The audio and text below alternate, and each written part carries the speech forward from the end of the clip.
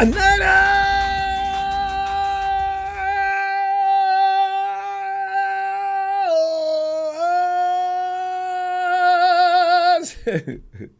know what I did today? I came back to my normal time because the other day we came in and nobody expected me, right?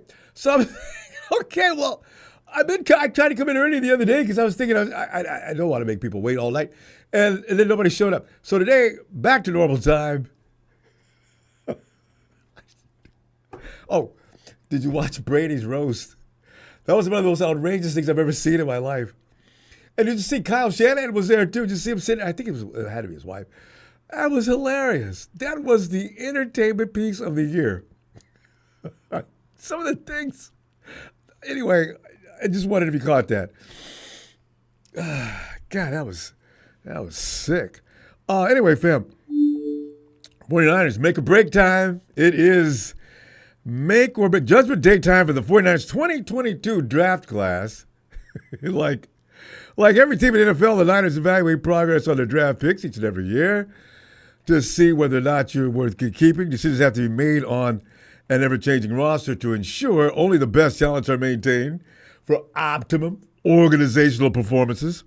2022 draft year has yielded just one standout, which is ironic, of whom was the last pick in the entire draft. The last guy. He's making waves all over. He may be the best rookie of that class and last year's class as well.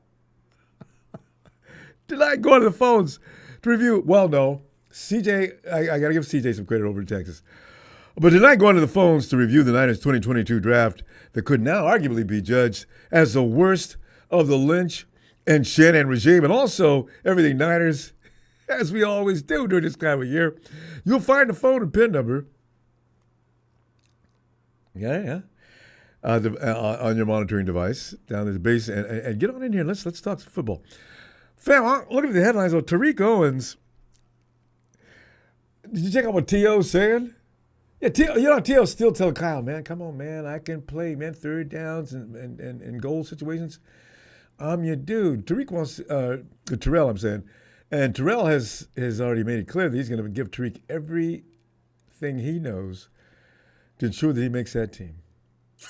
But he does want the LeBron Bronny thing going on, right? He wants to go out there and play with his kid. So if Tariq makes it, which is going to be tough, fam. He's got three guys. Man, that's going to be rough. He's got to get past Cowing, the Wonder Boy, Ricky. And don't we have a third person involved in there? Anyway, if Tariq makes his team, good on him. It's gonna be tough. But Terrell went out of his way to say that I'm gonna give him he's gonna know everything he needs to know because I've already been there and done that, and rookie camp and everything. I remember everything we did, how it's gonna be done, and what to expect. So maybe Tariq does make a splash. I hope he makes a team. I don't have anything against him. I'm just saying, don't let him be on the team just because his name is Owens, the son of a legend of the 49ers. All right, he's got to go out there and make the team now. And also Ricky Pearsall, fam. I'm just saying, don't read too much of what you see. People are tearing him up. I mean, first of all, you got guys like Fowler saying, I scratched my head when the 49ers picked him at 31. Okay, what was all that? Do you notice as a 49er fan that you can just whatever you thought at the time, you may partially agree with Fowler, but I don't want to hear anybody else talk about him, from outside our community. I said, oh, Jeremy, man, you made some bad calls down through the years, man. You don't, what is this? That pick, if it wasn't for the Atlanta Falcons, they never would get through talking about that. There may be something to it later, but right now we're on the defensive. People are going to come at you for that. Why'd you guys pick up a wide receiver? Don't you guys need offensive line help? So, we'll be fine. How did your team do last year? But Ricky Pearsall's stats from his collegiate career across Arizona State University, 2019-2021. Also, U of Florida, 2022 to 23. 159 total receptions for 2,420 yards while he was at AZ. By the way, Herm Edwards has said he may have a problem with press coverage. Herm, why didn't you call Kyle like you did last time for BA? Also, 159 total receptions. He got 14 TDs that year. 21, and also at Florida, 21 total carries for 253 rushing yards and 5 TDs. You know what, though? Here's about the TDs. That's the number that jumped off the page on me. Julio Jones is one of the greatest of all time. He didn't have a lot of TDs when he was in Atlanta. Not really. Julio gets you down the field in a heartbeat. But as far as TDs, George Kittle, same thing. George Kittle can get you all the way down the field, no problem. It's not always the end zone, though. There's lesser talent. So I'm not, you don't want to put too much stock in any one stat like that, right? So I'm gonna just wait and hope that Dante Pettis Jr. is not coming at us. He'll be okay. And Gorindo, my God, Scott McCloughan, how mean can you get? McCloughan was asking about, Scott McCloughan, our former GM. He just said about Gorindo, nothing special. He'll be lucky if he makes the team. Why did you say that? He did. You know what's so funny? Because his first couple of years, I think he didn't do so much until he transferred to the university he finally left in, and he was great. So Scott, get ready to eat some crow, Scott. Fix you that pie myself, man. Let's get to the 2022 draft, fam. It was not. I mean, the 2022 draft was. It was smelly. You know where I'm going with that, don't you? Round 2, 61st overall, DL Drake Jackson, SC. Round 3, 93 overall, running back TDP, Tyrion Davis Price, LSU, which ruined my myth. I'm going to call it a myth now of SEC schools. He's not the first guy in the SEC that came in and bumped. Round 3, Danny Gray, SMU. Also, round 4 overall, Spencer Burford. 134th overall is it? 4th round, Spencer Burford. Round 5, 172nd overall pick, Samuel Womack. I've got no problem with Samuel Womack. I really don't. I'm waiting for him to, we'll get to him in a second. Round 6, we had 3 of those. Nick Sakelj. Round 6 also, Kalia Davis. Also round 6, defensive back Tariq Castro Fields. You know what? Let me. Also, and as of course, the prodigy, round 7, 262 overall, Mr. Irrelevant, Brock Purdy. Let's see. Drake's still here. TDP's gone.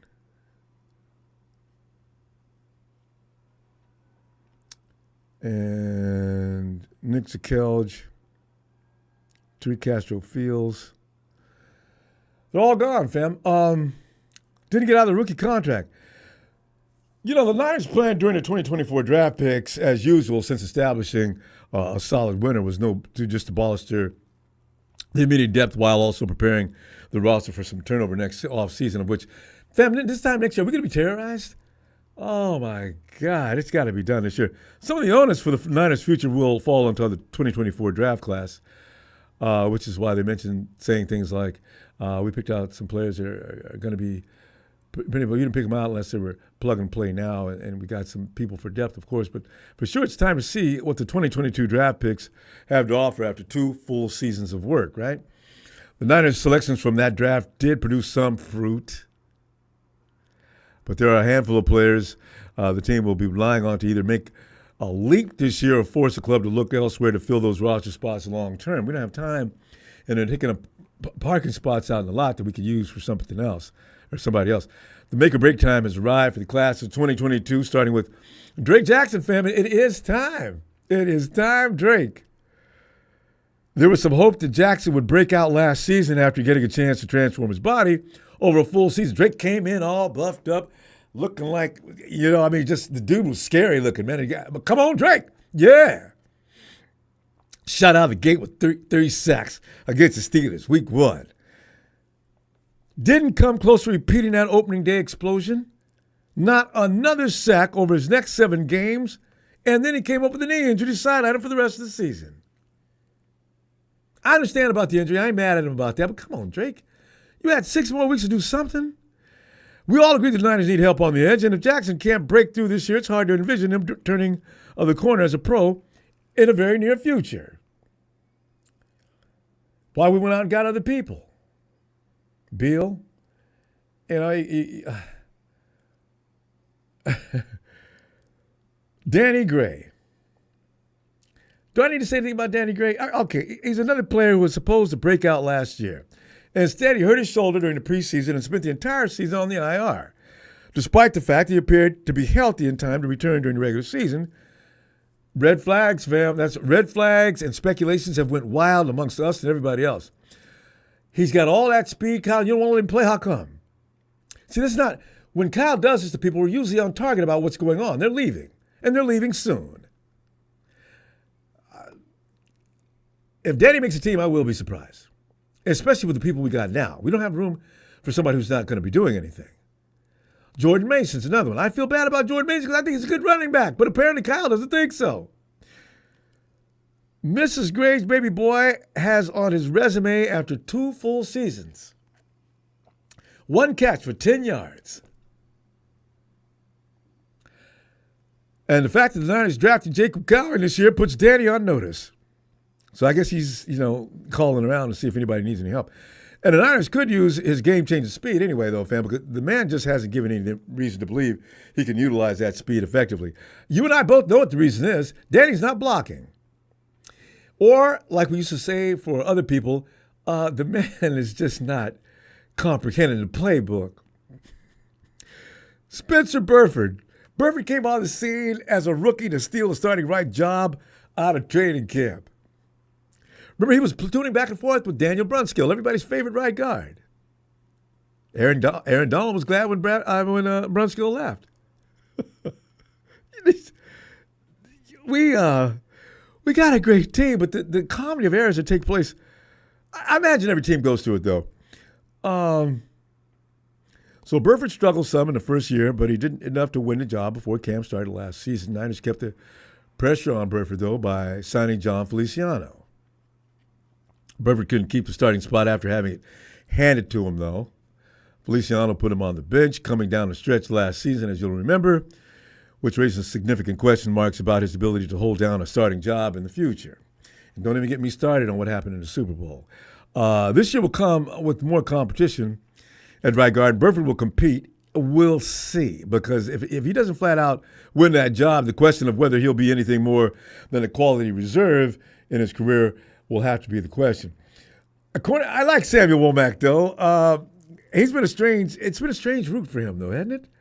Remember, he won the starting nickel position to start the season. Everybody's all excited. He was a tough little guy.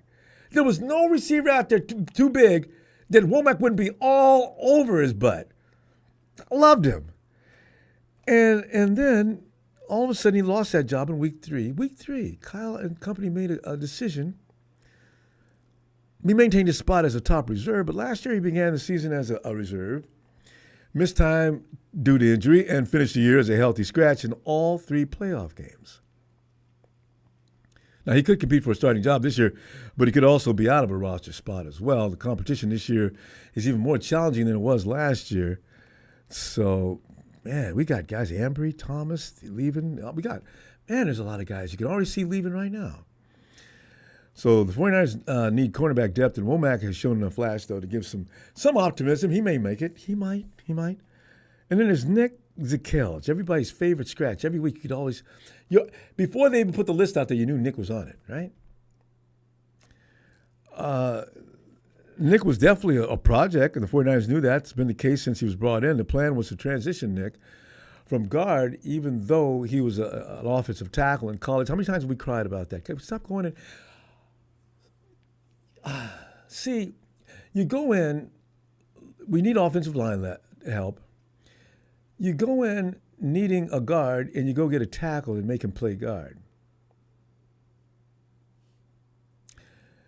Anyway, that he's not made much headway in the direction of finding playing time is kind of a bad sign. And I get it. If you're a tackle, usually you're the one that's most exercised out there, and you're the one who gets a lot of work, and so you should be able to segue back on in guard and be a good ball player. It doesn't work. How many times has it worked? Offensive line depth isn't a strong suit of the Niners. We all know that roster. 49ers roster. And if Zakelj isn't at least pushing as a top reserve on the interior this offseason, he could find himself on that final cut bus on the way out. And then there's Kalia Davis. Remember when Eric Armstead, oh, yeah, Kalia Davis should be ready right now. I'll never say it again either. Oh, yeah. Kalia was looking good last year toward the end of camp. Okay. And the Lions would love to see any D lineman impress enough to make it impossible not to add him to the game time rotation on the interior behind Javon Hargrave and presumably Malik Collins. Davis is entering year 3 and finally got healthy enough last year to play some snaps. 49ers put a lot of time into him. Remember the first year he came in, put on that little red shirt, came out, and they worked with him all the whole season. He was hurt when he came in, I think, and it took him a little while to rehab that and get back busy, and he looked pretty good. This year, so far, the Niners didn't add a lot of young talent on the interior, which means the door is wide open for Davis to move into some significant playing time if he just would. It's all about application, especially when you got the tools these guys got that I'm talking about.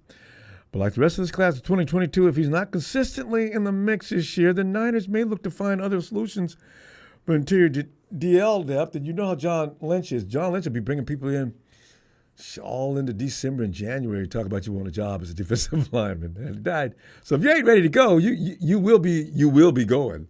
So, Anyway, Mr. Block Eyes, thoughts on our morale, Hufflepuff and Greenland. Hey, I'm thinking about a lot of talk about the safeties this week, Friday. Fam, look at the numbers when Hufanga, before he left.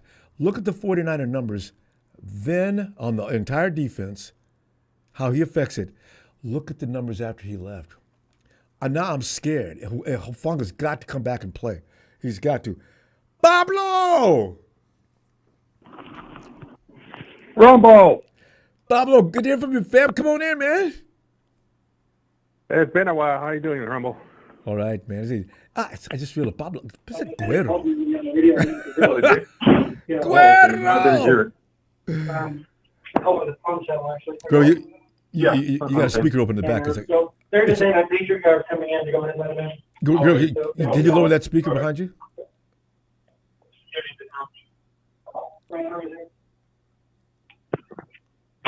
That's better. Hello? We have a Danielle up here. Hey, Ronbo, can you come back to me? Oh, yeah, you got Grano's working. I can definitely do that. We'll be right back. Okay. And let us chill. Phil, Phil, get in here, man. Hey, Ronbo. Phil, come on in, man. I'm telling you, doing all right. Phil, I'm going to ask you a real quick question before you get started, though. If Terrell Owens wants to play, and we could put him on the practice squad, would you consider doing that? No. Okay. How about the 2022 trash? Well, I mean, the 2022 players. Who's going to be thrown into the trash and we're going to move on? Huh? Didn't we get Brock 2022? Yeah, Brock's the only person out of the entire class, though. Then what are you talking about here? All right? We got a franchise quarterback. We got one guy. I agree. Who cares? You get a franchise quarterback, that's a once in a decade. If that. Agreed. How many teams are still trying to get a franchise quarterback? Yeah, well, that's every true. year, 7 quarterbacks go in the first round. At least. We've got maybe ours. 2 of them make it. Yeah, we're lucky. Everything else is gravy. I have to agree. Yeah, there's no doubt about it. Yeah. I mean, look at the positive here. Yeah, and that's definitely one. That's a glowing light. We were in the draft this year not needing a quarterback. Well, ain't us. That alone is a win. Absolutely agree. And it's a damn good one too. That's amazing. What a miracle! A miracle. So, Danny Gray, whatever. Yeah, Drake Jackson, he's fighting for his career right now. But you never know. He could step up. It takes about 3 years. After the third year, then you can tell. Yeah. And the edge, though, you usually get glimpses and signs right away. Yeah, pretty much. Yeah. But, that's the way the draft is. It's a crapshoot. Yeah. And it continues to be that way. You got to remember, we also didn't have a first-round pick for a few years, so we didn't have any top players. Yeah. So, we got our franchise quarterback that year. Yeah. You're right. I'm grateful for that. Draft ever. Since Lynch Shanahan showed up, we'll see. Yeah, I agree. I mean, so, I don't know. To me, that's a bonus year to get a 7th round franchise quarterback making $800,000 a year for 4 years, and been to the playoffs twice, all in the end.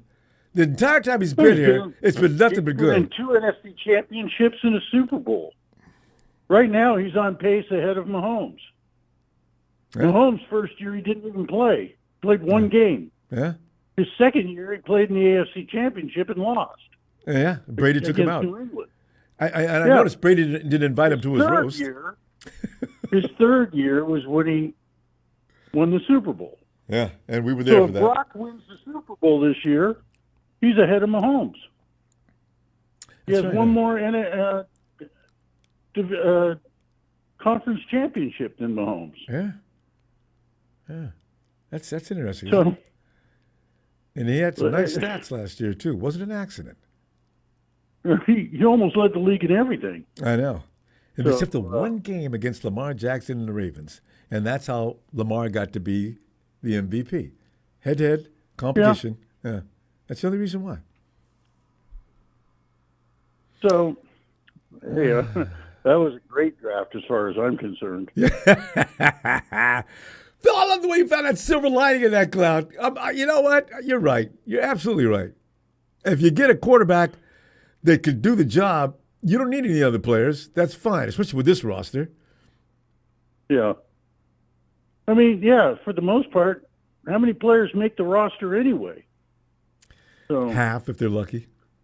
Well, you know what? Not even a third of them. Most of them are sit packing. I mean, there's some positions that guys need to step up. I think Hufanga is going to be fine. He really does have to. An ACL these days, and even the injury to the not the hamstring, but the down on the ankle area, the Achilles. Those guys, 5 years ago, those were brutal injuries. Nowadays, they come back 100%, if not better. I know. Sports medicine, Phil. So, it's a thriving industry. What about Jason Verrett? Yeah. What about who? Yeah. Well, actually, Jason Verrett's one of the best examples of the whole thing. Jason Verrett has been repaired how many times? Well, Jason Verrett had one knee go. They repaired that. Then the other knee went. They repaired that, and then his Achilles went. He never had the same knee. No. Damage. But the thing is, Phil, he had a different knee and then the Achilles. Yes. And that last year, when he went down that last injury before, he was having a Pro Bowl performance out there almost every week. So, yeah, they fix those injuries, and they make them really good as new. He's just got bad tendons, period. Well, bad luck, period. I mean, you're right. He just can't stay on the field. I'm glad he quit, finally. My God, I didn't want to see him. It was painful watching him suffer like that. Oh, Jesus. Whew, man. You know what? Guys are going to get cut. Yeah. The NFL stands for not for long. Yeah. And that's the way it is. The players rotate. It's a tough business. I mean, we've got our core players. and they've been pretty healthy. You know, guys like Fred and the other guys, and so not worried. Not worried. I think we need Latu to step up. It'd be nice. But Willis, one of the two tight ends. I keep forgetting about him. I like the guy we just picked up. What's his name? Pline? Latu, he scared me last year. Maybe he's going to do some things this offseason. He's catch the ball. Well, his route running didn't look that bad. And he had the drops. Yes. And I think he was just mentally not prepared for the NFL. Yeah, because he couldn't have been dropping the ball like that at Bama. Right? Yeah, but come on, college and pros is, and then you're going from Alabama to Kyle Shanahan's offense. Well, yeah, but it's still a football, Phil. See it, size it up, and squeeze. I'm still wondering, Latu, what is the matter? So, well, okay, it might have been butterflies, bugs, or whatever. He'll get over it. Hopefully, he does have a showing this year.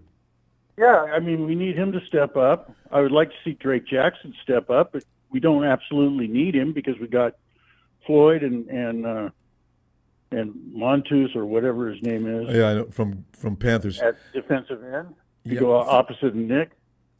See, he's not going to get a chance. I mean, Floyd's already going to take the majority of those snaps, and Gross Matos is going to be the guy that sets the edge. They're saying Robert Beal has got Chris Kasurik screaming. Drake's got to really come out and just bust butt in the next couple of weeks. Minicamp starts this week. He's going to have to. Yeah, he's going to have to. Yeah, his job's on the line. He's in trouble. But you want to see that. You want to see if they fail or if they make it. If they make it, great. So it's gravy. Yeah. But the fact we got Brock in that draft makes everything else irrelevant. That's good. Everybody else is Mr. Irrelevant. So we're gonna find out who's relevant. So Phil, we gotta go. I'll see you Friday, and there's a lot we need to talk about as far as safeties go. I just hope that. Well, anyway, I'll see you Friday. Always great to have you, Phil. Can't do without you. All right. Okay, we'll talk later. Looking forward. Bye, Phil. Okay. Bye. Oh man, Pablo Guerrero. Ronbo. You're right. You're driving that big rig. Were you at the loading dock? No, I'm at the guard shack over here at the Amazon where the truckers. Ah, okay. You guys just hanging out? Yeah. Yeah, I'm just hanging out. Security over here. Yeah. You know what? I thought about you the other day, too, because I thought about, man, I haven't talked to Guerrero in a long time. I bet, like a lot of people, he's just not feeling the 49ers after that Super Bowl loss. Oh, you know what? We have done this too many times. It's making people crazy. I know a lot of people that don't want to talk about the 49ers that used to be diehard 49er fans. Some people are calling back in and saying, yeah, I'm just not getting over that Super Bowl. It's been months. How you feeling? Yeah, Ronbo, I got PTSD after that Super Bowl loss because I'm traumatized, like a lot of our fans. Like, it's unbelievable. Like, we had the better team, and we lost. I mean, it doesn't make no sense at all. And then, do you know how everybody says defense win championships? Why can't our defense win the Super Bowl? I mean, come on. Especially on the last drive with Mahomes. Nick Bosa, he just disappointed me so bad that he bites on the fakes every time. Just stay in your lane, contain Mahomes. You know what it's going to be. Why do you bite every time on the fake? He killed us. I mean, why, Nick? Why did you do it? I know. I mean, he's supposed to be our best defensive player, but he's just not as good. If he was lapse. Yes. He really does. He bites every time. And I mean, you know what? He's our highest paid player, and he's not even close to Chris Jones. That he wrecked us. And why can't Nick Bosa? Nick Bosa gets chokehold every play, but I mean, come on, you gotta bum rush him and wreck Mahomes somehow, But I don't know, Ronbo. That look on his face when he bit on that fake, and looked like you could see a big question mark over Nick's whole body, like you're reading a comic or something. Big, huge question mark standing there with cleats on. I said, he has his moments. He'll give you a good game all game long, and then suddenly Okay. If he does it this year against the Chiefs during the regular season, I know somebody's gonna start screaming at him. Got to. Yeah, we should have won that Super Bowl, but it has to be rigged, just like the draft. How did the Bills trade with the Chiefs and their rivals? So how do you give them another Tyreek Hill? Come on now. And then we trade with them too? What is going on? I mean, it didn't do the Bills any good either. But I heard one thing though. He has a problem with hands. He does not have hands. You can work on that, but it's a little late to start working on it now. We'll see. Yeah, hopefully he's another Danny Gray that he can't catch. All speed, no skills. We'll see. Yeah, and the Chiefs, they're the Chiefs, they're like our kryptonite. We can't beat them no matter how good we are. It's just they're our kryptonite, and it's unbelievable. And they have two things that are better than what we have. Of course, they have a better coach and a better quarterback. And I'm not happy with Kyle Shanahan at all. I'm with Big Show and all the Kyle Shanahan haters because they say that we're a running team until we get to the Super Bowl, then we don't run it anymore. Come on, Kyle. What is the problem? It's 3 Super Bowls already that you lost that way. When is he going to learn? He's just not a genius at all. He's just a dumbass. I just don't trust him. I just have no confidence in him. And I don't know how we're going to do this year at Ronbo because it's our second loss, and we lost 2 NFC championships and 2 Super Bowls. So I don't know how we're going to have a Super Bowl slump, and I don't want to see that either because we still have a Super Bowl roster, It's going to get worse this year, Grill, as far as running the ball, though, because Kyle's about to abandon that, or he's going to diversify it where the percentages aren't going to be so far apart. You're going to see a lot of air attack this year. And supposedly a lot of DCs around the league are starting to figure Kyle out, and they're starting to come up with great remedies to slow the 49ers offensive down. It's because he runs the same plays over and over, and the defense already knows what's coming. I mean, why doesn't he mix it up? Do some play action, end arounds, wide receiver screens. Why don't you put Debo back there with CMC as a split back and do fakes and do things like that? I mean, he's kind of like I don't think he game plans. I think he just calls random plays out of his shitty playbook, and then he's like a Kyler Murray of coaches. That he doesn't game plan. I just don't see it. I don't see it in the game flow, and then the offensive line, they don't protect Brock the way he should be. They never address the offensive line like they should have, like they do the defensive line. So I don't know, Ronbo. Like I don't have high hopes. I mean, I love my team and all, but with this Super Bowl loss, they just took everything out of me. Like it's gonna take a while to recover. But I mean, I still love my Niners. So was Jimmy G right about Kyle? What was that? He says, was Jimmy G right about Kyle? This is the thing. Quarterbacks, if you do what Kyle tells you, every quarterback that Kyle's had, except for Brock, fortunately, he had a problem with Matty Ice when he went over there. Him and Matty Ice fell out. Jimmy didn't say anything until his last few minutes before the 49ers got rid of him about Kyle. Maybe this will work out this time, though, because Brock went out there and did his own thing on many occasions when he wasn't authorized, nor did he get permission, and that is why I think we rolled in some occasions where we wouldn't have. But he didn't do it in the Super Bowl, though. Well, that was another story. But I think him and Kyle got on the fight. But the thing is, because you'll remember Kyle would get up on and put him on blast in press conferences. He did it a couple of times just to make himself look good. Remember Kyle says, Brock threw a touchdown to George Kittle in the back of the end zone. Guy said, it was a great play, but he had actually, Jawan Jennings was wide open standing on. I said, Kyle, was that necessary? You don't have, we know you're Kyle Shanahan.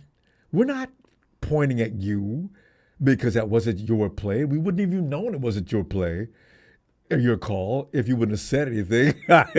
Kyle's ego is huge, fam. You got to remember that. He's going to run things whether people like it or not. Unfortunately, it hasn't yielded. But I think if you got a quarterback that he can trust, maybe he'll leave Brock alone to make some of the moves that he should make. And Brock's made a few moves on his own that Kyle did not call, and it seems to be okay with him. Hopefully he opens up the offense and puts more receivers up there like he did with the Atlanta Falcons. I like that offense. It was spread offense and running too. It was high octane, you know that. That's why we got so many receivers now. You're going to see multiple receiver sets this year, guaranteed.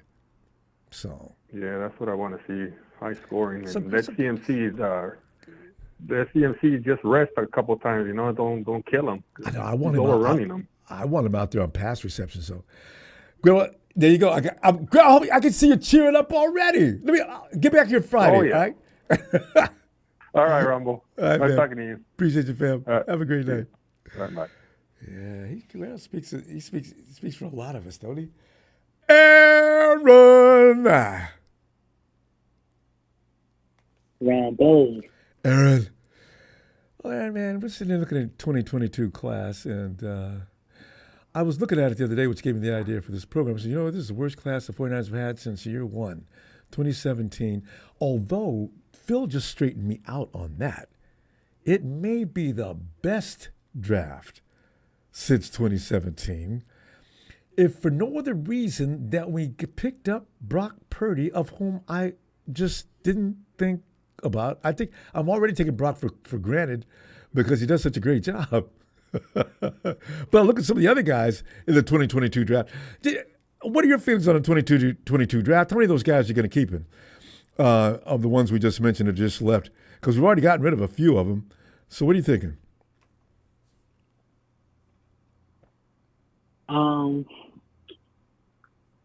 Yeah, I mean, the Brock Purdy pick was probably the best pick we ever had. Well, Fred Warner was good. George Kittle. There's others, but I mean that particular year. Yeah, I mean, Danny Gray is on the belt bubble because it's his last chance to show what he got. So, not a chance. You better step up, or Aaron. If Danny Gray makes his team, I'll be the first one that comes. I was wrong as I could be. Look at Danny Gray. Look at that. I'm gonna praise him. Oh, I'm gonna say all kind. I'm gonna call it the Danny Gray show. But Danny Gray is meat. He is out. He is so gone, guaranteed. All right, you can quote me on that later. God, Danny. Or he gets hurt to open the season, preseason. But anyway. Yeah, and that's why we brought two rookie wide receivers. Yeah. Yeah, because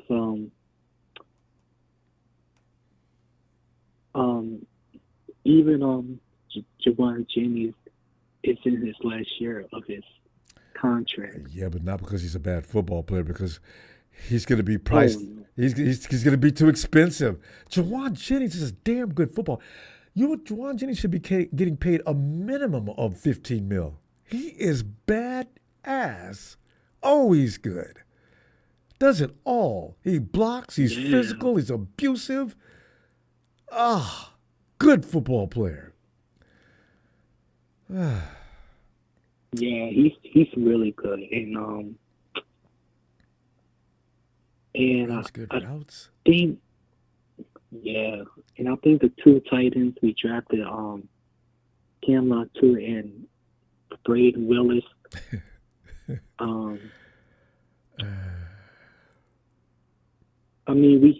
We haven't really got a chance to see Braden Willis, but Latu, he got to step up. I haven't seen anything of him. Willis went in and made a penalty during the Super Bowl that hurt us. But you know what? I blame Kyle for that. He never got any snaps during the course of the year either. So, it was a little bit weird to put him in the Super Bowl, Kyle. Yeah. I don't know what was that. You could have let Juice run, whatever you had planned for Willis. Okay, it's too late. Okay.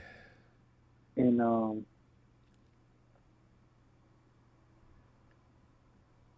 and also we need Hufanga to stay healthy because he's been, good in the run game, in the run defense. I think he has bigger effect than that. We can't see what's going back in the secondary all the time. Hufanga, you know what? I want to read. Do you know our percentages dropped dramatically as far as efficiency after he left? That's no coincidence. Oh man, he's got to get back. When I read that entire article, I said, damn, he's got to get back. We never were the same after he left. And that could have been Steve Wilkes, but we'll see. We'll see. But yeah, and also I really like our running backs room. McCaffrey, the running back we drafted, Isaac Ringo. Yeah.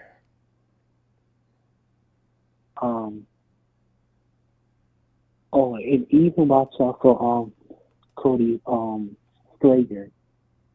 He's in a lot of conversation. We don't hear much about him. Not a lot of talk about him. But I heard he's aggressive. He's rough. He fights. I mean, he's just like really a tough guy. It's going to be interesting to see that. That's going to be another competition. Wide receivers and running backs. Yeah. So. Yeah, to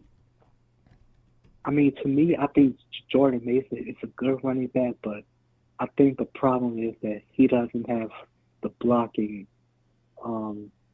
skills. Yeah, could be.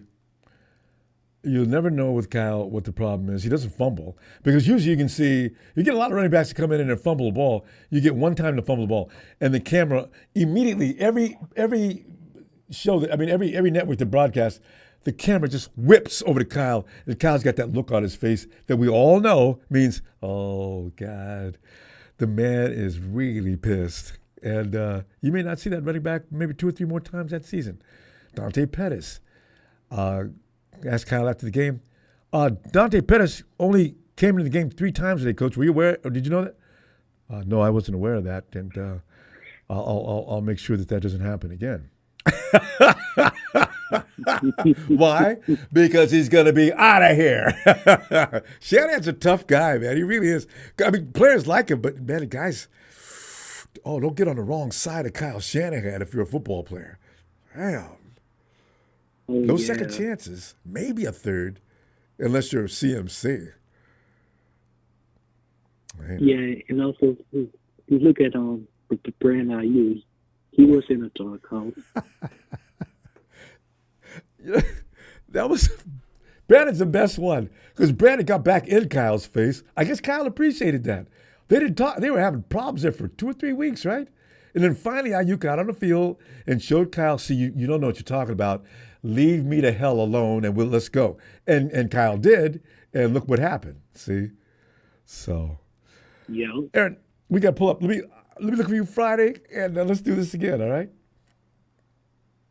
All right, Ronbo. All right, fam. Have a good night. Hey, you too, Aaron. Appreciate you, fam. All right.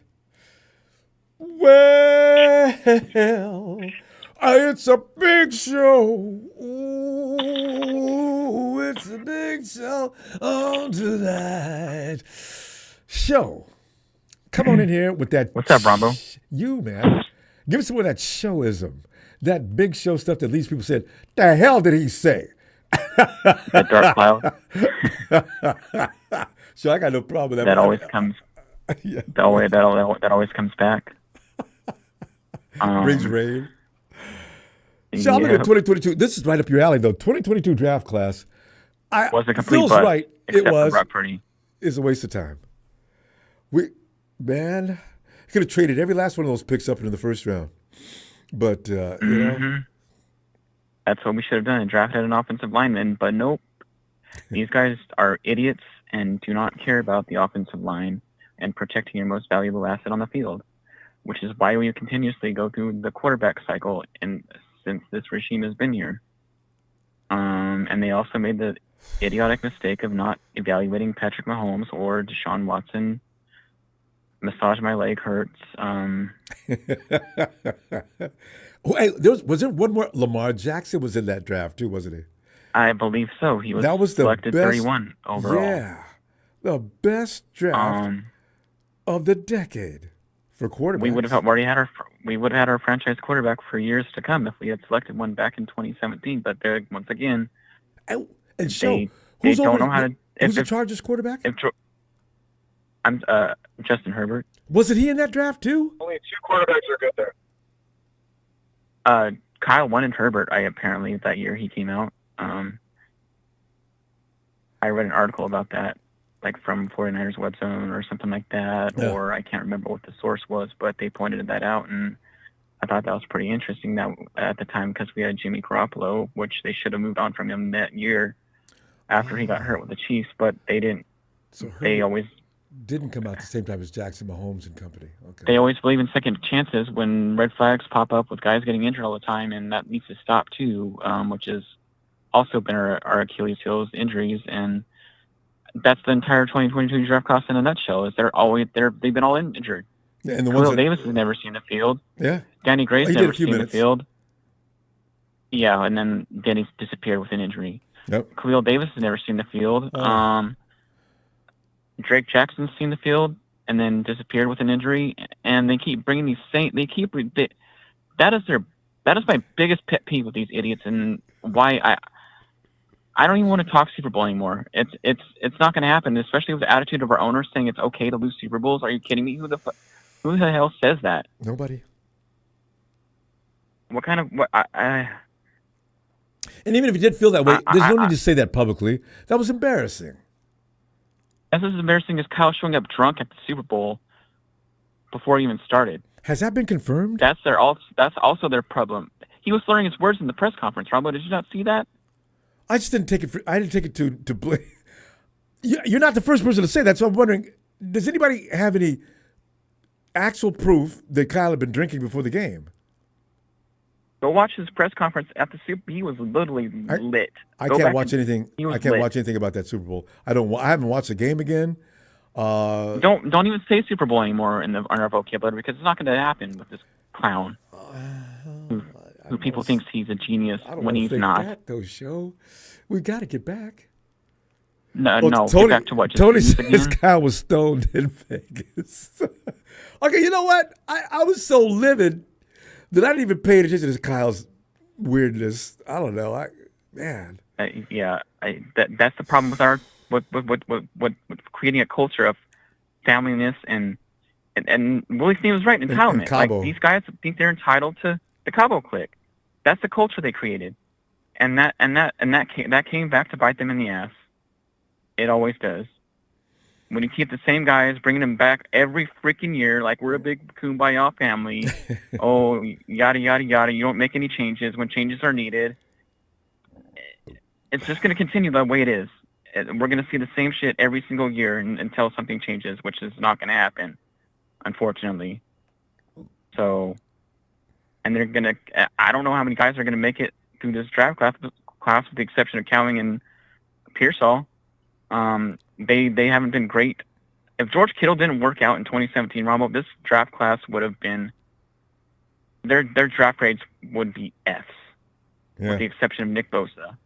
Well, they've come out with quite a number of good draft picks, but just not all at once. Yeah. But that's kind of all I had to say tonight, and I love my team like I will till I'm in the grave, but there's no hope with these guys anymore. It's a joke. We become the Cowboys, unfortunately. I hate to say that, but it's true. Oh, come on, Joe! That's it below the belt. We're not going to win this Super Bowl. We're not going to win the Super Bowl with this regime anytime soon. I'm with Papa Dragons. Trade Kyle. See ya. You're not working out. It's been 8 freaking years. Wake up and smell the freaking coffee. Like, what is it going to take for people to realize this? Like, they just care about putting asses in seats and making money. That's it. They don't care about championships. Jed York lied to our faces by saying, "Oh, we don't just hang up Super Bowl, or we don't just hang up NFC Championship banners. We hang up Super Bowl banners." Bullshit. We all see through your lies.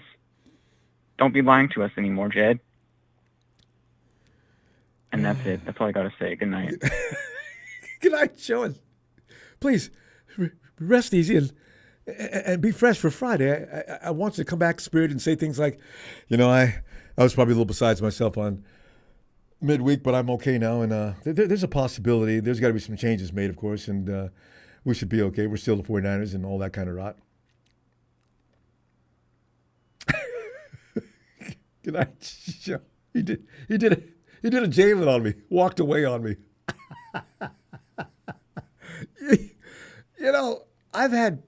Have you ever had romances where you're sitting there trying to make a point and your girlfriend's already just livid and you're in the middle of a sentence, especially if you're on the phone, and you get a click? Hello?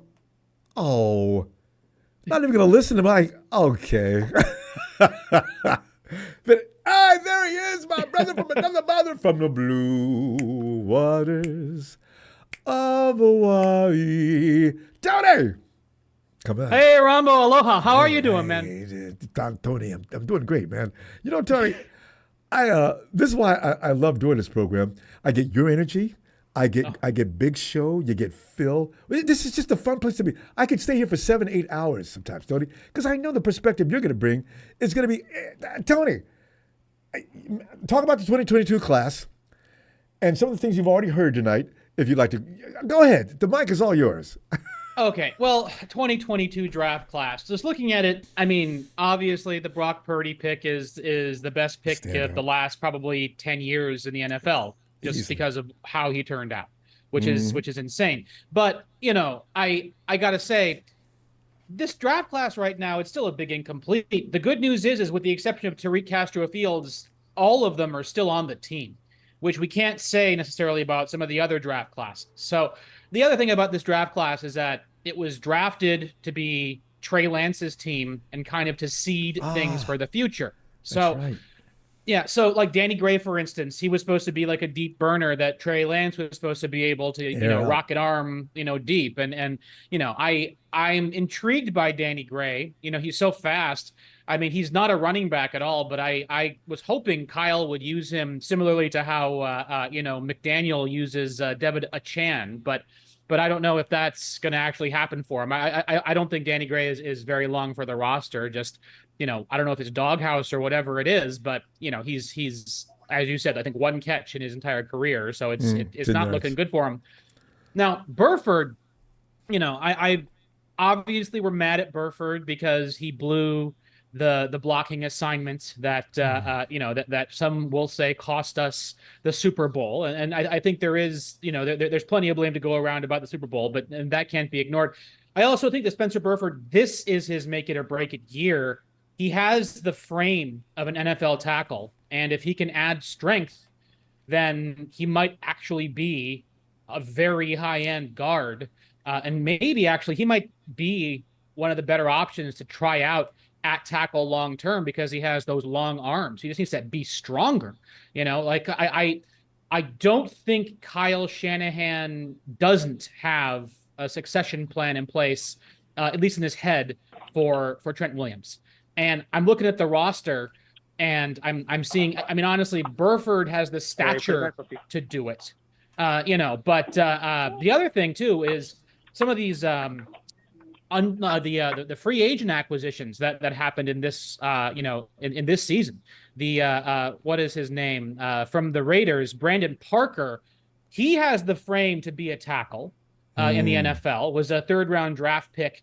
But didn't work out with the Raiders because that organization is FUBAR. So I'm excited to see and hear news about Brandon Parker, and then of course Ben Barch, who was acquired, who played tackle in Jacksonville and started in Jacksonville before getting cut after they acquired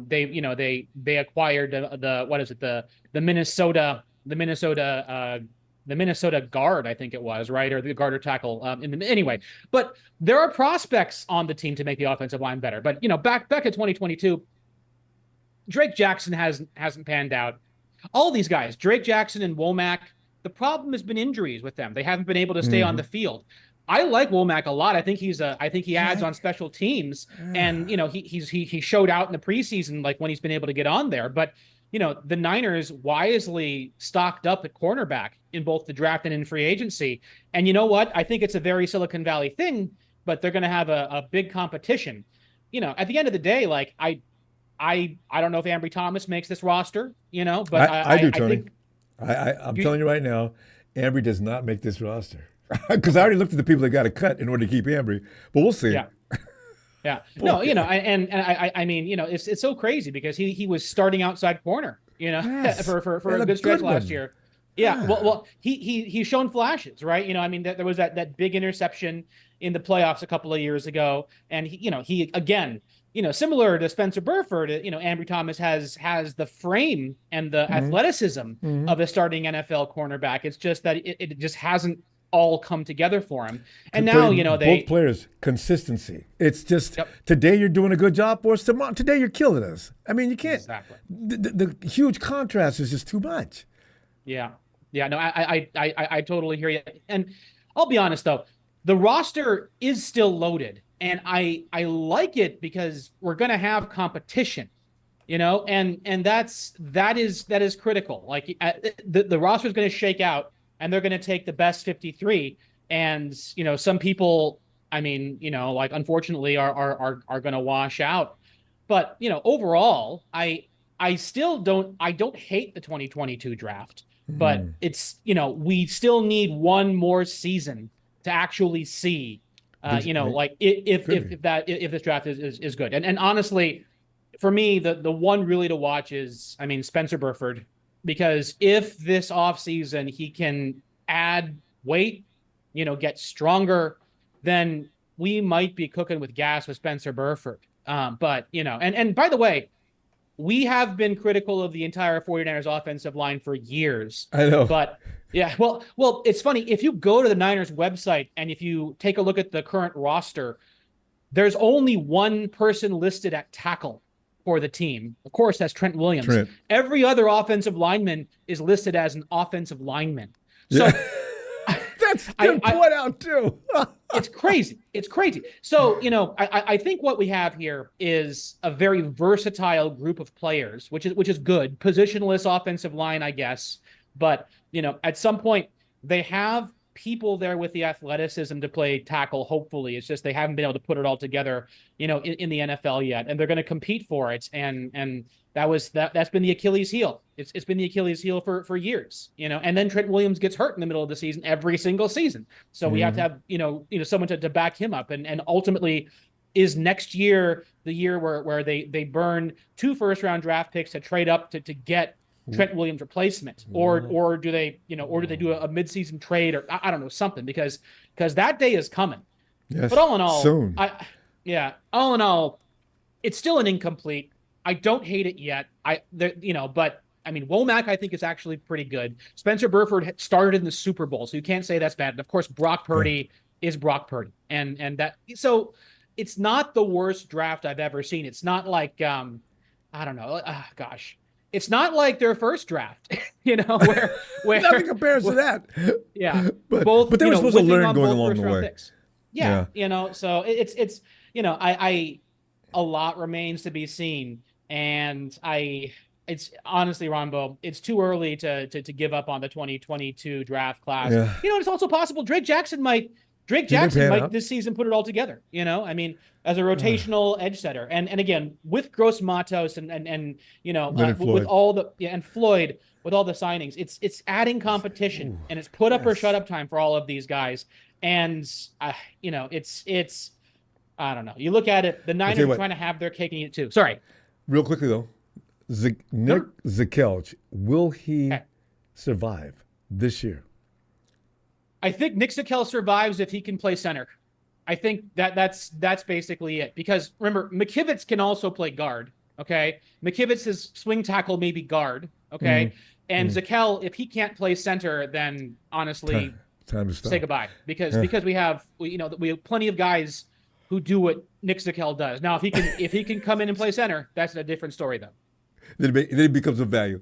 Tony, always appreciate you. I hope you got time for us on Friday too. We got lucky today. Yeah, right. I'm going to do my best, Ronbo. It's good talking to you. Aloha. Aloha, Tony. And what you got here? Is that another Tony? Oh, yeah, it's got to be that other Tony in the land down under. Tony. You know what I love about Tony from Hawaii, Ronbo? Yeah, what? I love his optimism, and I love how optimistic the guy is. I used to be like that. I was wondering where you were going with that. Yeah. Listen, Tony, as long as you don't find yourself sitting in complete darkness like a few people, it's not healthy, Tony. But go ahead. Let me hear this. We want to hear this. Yeah, but, Rombo, you can have an F-35 Raptor, but the goddamn thing's no good to you if you haven't got a decent pilot to control it. You know what I mean? True.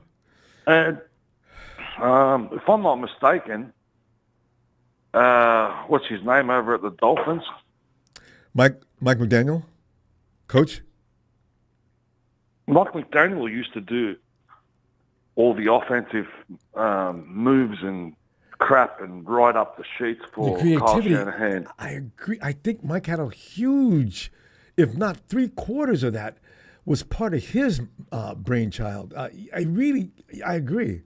Because we became a little less dynamic after he left, didn't we?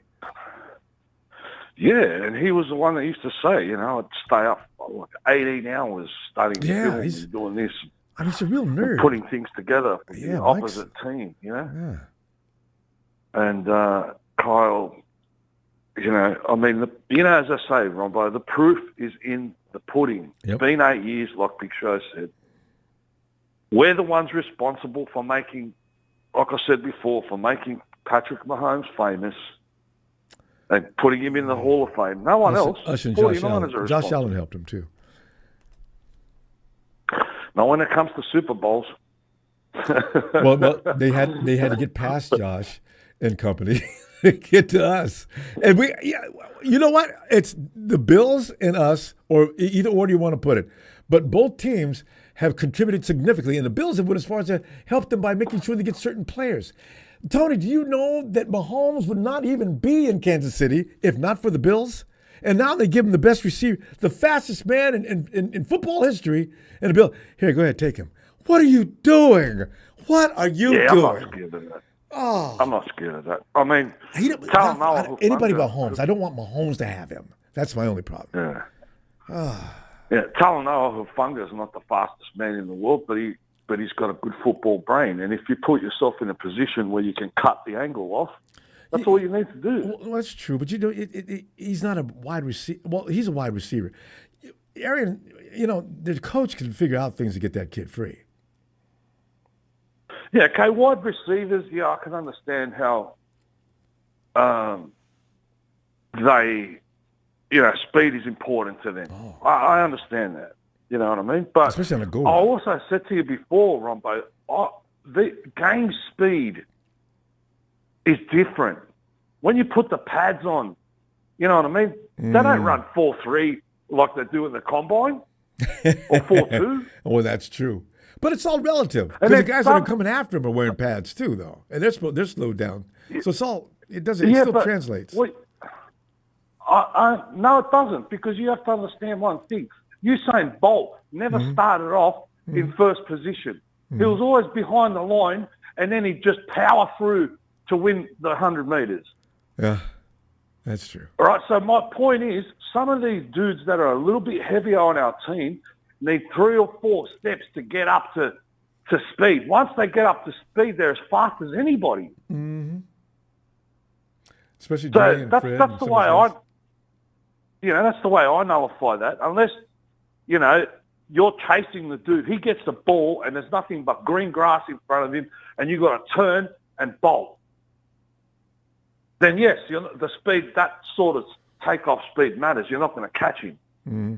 But some of these guys on the practice on the team now, we haven't even seen them take a NFL hit yet. We don't know what the hell they're going to be. Tony called me on Twitter on that today. So let's see what these guys look like on the field before we start anointing them anything more than just a kid trying to get a job. It's true though. I agree.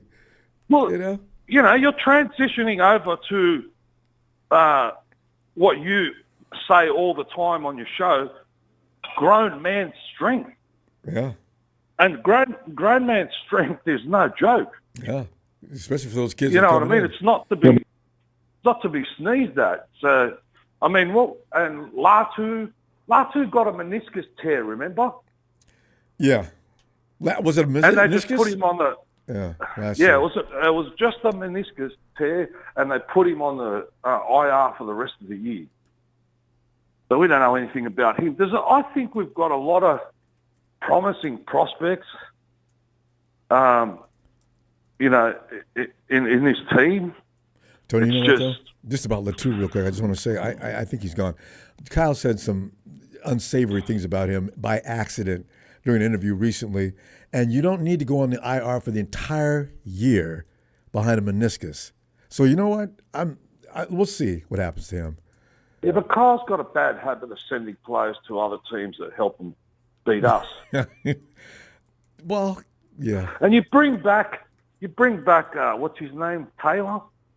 Taylor's got back neck issues. Yeah. Taylor's one Dre Greenlaw hit away from being back on the sideline. Same with what's his name, the running back. If he brings him back again, Elijah Mitchell, what's the point? There's two roster spots that I don't understand these guys. Well, Kyle just wanted somebody who could return the ball without issues. You had last year, you had Ray. You had Ronnie Bell. I don't want to see Ronnie back there returning anything anymore. Kyle just wanted a guy that used to be consistent and had a good average. Trent Taylor never made a mistake as a return man. I think he made one. And I think Debo, as far as Debo goes, you got Mason there, Jordan Mason, that runs with his hair on fire. You could put him back there in Debo's place. Let Debo get a few steps, 5 or 6 steps. Let him run a route, then get the ball to him. Then you see how effective he is once he's up to speed. Yeah. And he's playing for a contract this year anyway, so I'm looking for him to have another ball terror. Yeah, I do too. Because the 49ers were like a couple hours before day 2 started of trying to deal Debo. It hasn't been confirmed yet. These are the kind of rumors that go around, and 49ers fans have to eat that up. I really wish I could find out the truth. We won't find out for another year or two when Kyle Shanahan finally, like some of the things he's admitted to recently, he'll finally come around to telling you about what his feelings about certain things, but not right now. So as far as we know, it's just more mumbo jumbo from the press. So yeah, and we had Joe Staley there on the left-hand side, and you had 8 goddamn years to find someone on the right-hand side. For the right-hand side. 8 years is a long time to be looking for someone on the right-hand side, and you still haven't come up. If McKivitz starts on the right tackle this season, I'll give up. Oh, no, don't do that, Tony. Listen, hold on to that, and I'll talk you out of it. Let's see you Friday and see if we can get you to change your mind. All right. Shout out to everybody, and the list of people is growing, Ronbo. It's growing. I know. It's growing. Oh, God. All right, Tony. Have a great day. All right, brother. Shout out to everyone, and catch you in the next chapter. Looking forward. Hey, Tony. Cheers. Cheers, man. So, Steven, Steven. What's up, Ronbo? Wouldn't you love to see a Kyle Shanahan roast? And how many people would show up? And most of them would be players. I think the entire 49er fan base. Because we roast him every time we get on the phone. We roast him. Poor guy. I know Big Show would definitely be first in line, and Papa Dragon would be next. God. Who else? But he warrants a lot of it. Let's talk some number one haters. I mean, I'm one of those haters, but I know. Between Kyle and Debo. Yeah, the hiccups. Yeah, but also the 2022 class. Tony, you know what? I backed off. Phil brought something to my attention I did not think about. The fact that we got a franchise quarterback in that 2022 draft. If it didn't yield anything else, it at least gave us that. So we'd have to keep Kyle out running around the country and sneaking and hiding and running around in incognito trying to find and talk to quarterbacks so nobody finds out about it. And they found out each and every time. But now we got one, so we probably should be able to relax about that at least. Well, but otherwise, the one thing that kind of bugged me, Big Show said. Well, I mean, like I said, the one thing that bugged me a little bit about what Big Show said was when he was saying, like, oh, we had the opportunity to draft 4 franchise quarterbacks. Wow. You know, Patrick Mahomes, Lamar Jackson, Deshaun Watson, and Justin Herbert. Only two legitimate quarterbacks I would have ever said, oh, yeah, those are franchise quarterbacks, which would have been obviously Patrick Mahomes and Justin Herbert. Because Lamar Jackson can't get it done. He's the AFC's Dak Prescott, well, late game Dak Prescott. Deshaun Watson is with the Browns and rather just get massages than actually play the damn game. So, yeah, you know, these are really valid points. Franchise quarterback out of that class. Didn't think about this. And Herbert is overrated as far as I'm concerned. I like him, but he gets way more love than he deserves. I just think Herbert just needs some solid weapons, and his main thing is his offensive line. Some of the best receivers in the game. Okay, you know what? He's gonna get a shot this year. I'll reserve judgment. I'll wait. Yeah, let's give him a fair shot. If he still does terrible under Jim Harbaugh, then it just shows that, you know, the real problem in Los Angeles, I almost said San Diego, the real problem in Los Angeles is Herbert, you know. Or if he does really well, then it was the offensive line and it was the wide receivers. Yeah, it was the coach, who is now our assistant head coach for God knows why, but whatever, you know. That's frightening. I hadn't thought about that. But you know what? Like Tony says, though, some people need a little time to savor. And our 2022 draft class, this is 2025 coming up. Steven, I don't know, is there enough time to let players continue to grow for a team like the 49ers? Ooh. Do I think there's enough time? I mean, that depends. That really depends, because we kept Jimmy G for how long? And unfortunately, you know, he had multiple talents around him. Yeah, so it's kind of hard for us to really say, like, hey, do we want to weigh on these guys? Who knows? I overheard everyone saying Clea Davis that. I kind of agree. I mean, we only saw him in like flashes. Yeah.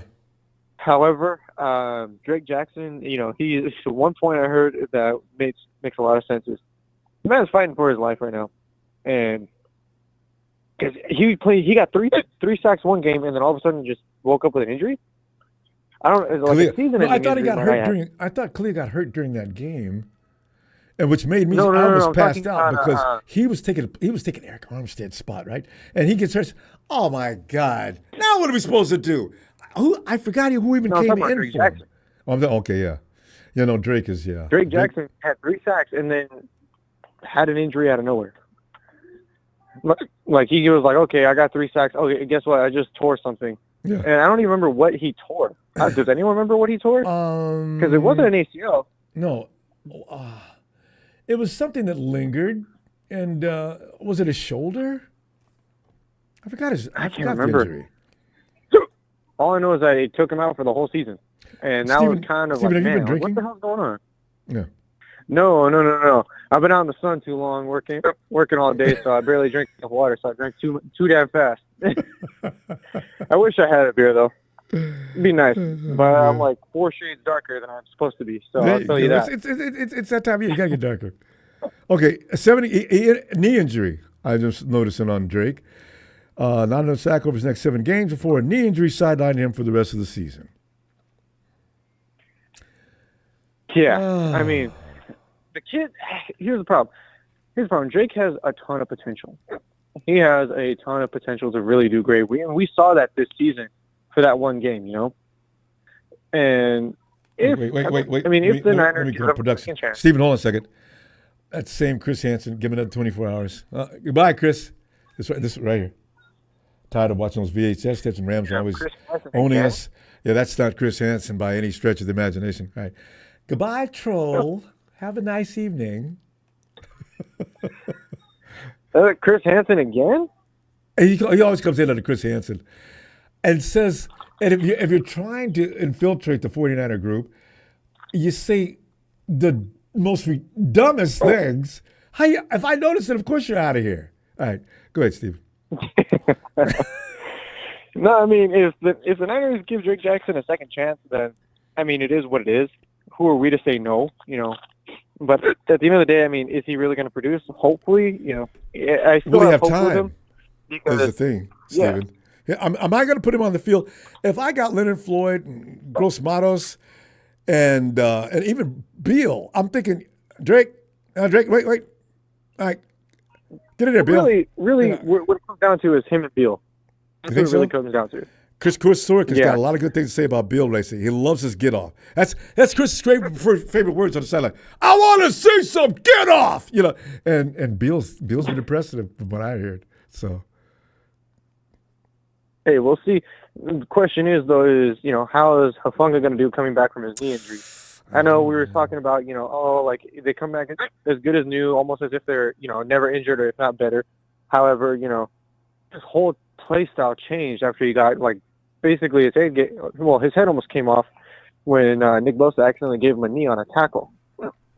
Completely accidental and almost killed the guy. And then his whole entire play style changed after that. Wait, who are we talking about? Hufanga. Oh, was that Nick that got him? Yeah, Nick. Oh, my bad. Nick was running and he was up top on a tackle and then Hufanga was below. That's and right. When they made the tackle together, they kind of went zigzag, and Nick's knee almost took his head off. Can you imagine a Nick Bosa knee to the head? That's better than anything in MMA. Nick's thighs, what do they measure, 50? God. Your crossbow. That had to hurt. I'm surprised he didn't go unconscious or get a concussion. Whew. Well, yeah, they took him out of the game. He missed out 2 weeks. Well, he's got to get back, though. Our defense is actually affected with him on the field and dramatically. So. Who else? Oh, Nick DeKelge, or however the hell you say his name. Yeah. Honestly, I don't know why we kept him. I never cared for him. I always thought he was pretty garbage, mediocre at best. And I don't really try to rag on, linemen. The only person I really was ragging on was McGlinchey for the longest time because I hated him. I hated McGlinchey, so yeah, I ragged on him the most. But I try not to really rag on offensive linemen because imagine having to put on 300 pounds every season and still trying to be fast. And get hit. And you got to go with people like Chris Jones. Right, coming at you. Nick Bosa. Oh, Steven, we got to pull up. I'll see you Friday and get more into Hufanga. I want to see what's going on with that. Because the numbers say that we desperately need him. All right, fam. Appreciate you, Steve. I'll try to stay off the All right. Give my best to the fam, too. Night, Steven. We'll do it, Ronbo. Have a good night. Thank you. Eric. Hey, how you doing, Joe? Eric? Oh, hang on. There you go. Eric, I heard... Yes, hey, how you doing, Joe? Doing okay, Eric. How you doing? I'm okay. I'm actually more of a Seahawks fan, but I gotta say, you guys are gonna get a really great running back in Cody Swedel. Yeah, a lot of people are saying that, Eric. We only hear a lot about Grindo, but I'm only hearing a little bit about this Schrader. So yeah, all right. You've seen him play then. Oh yes, too.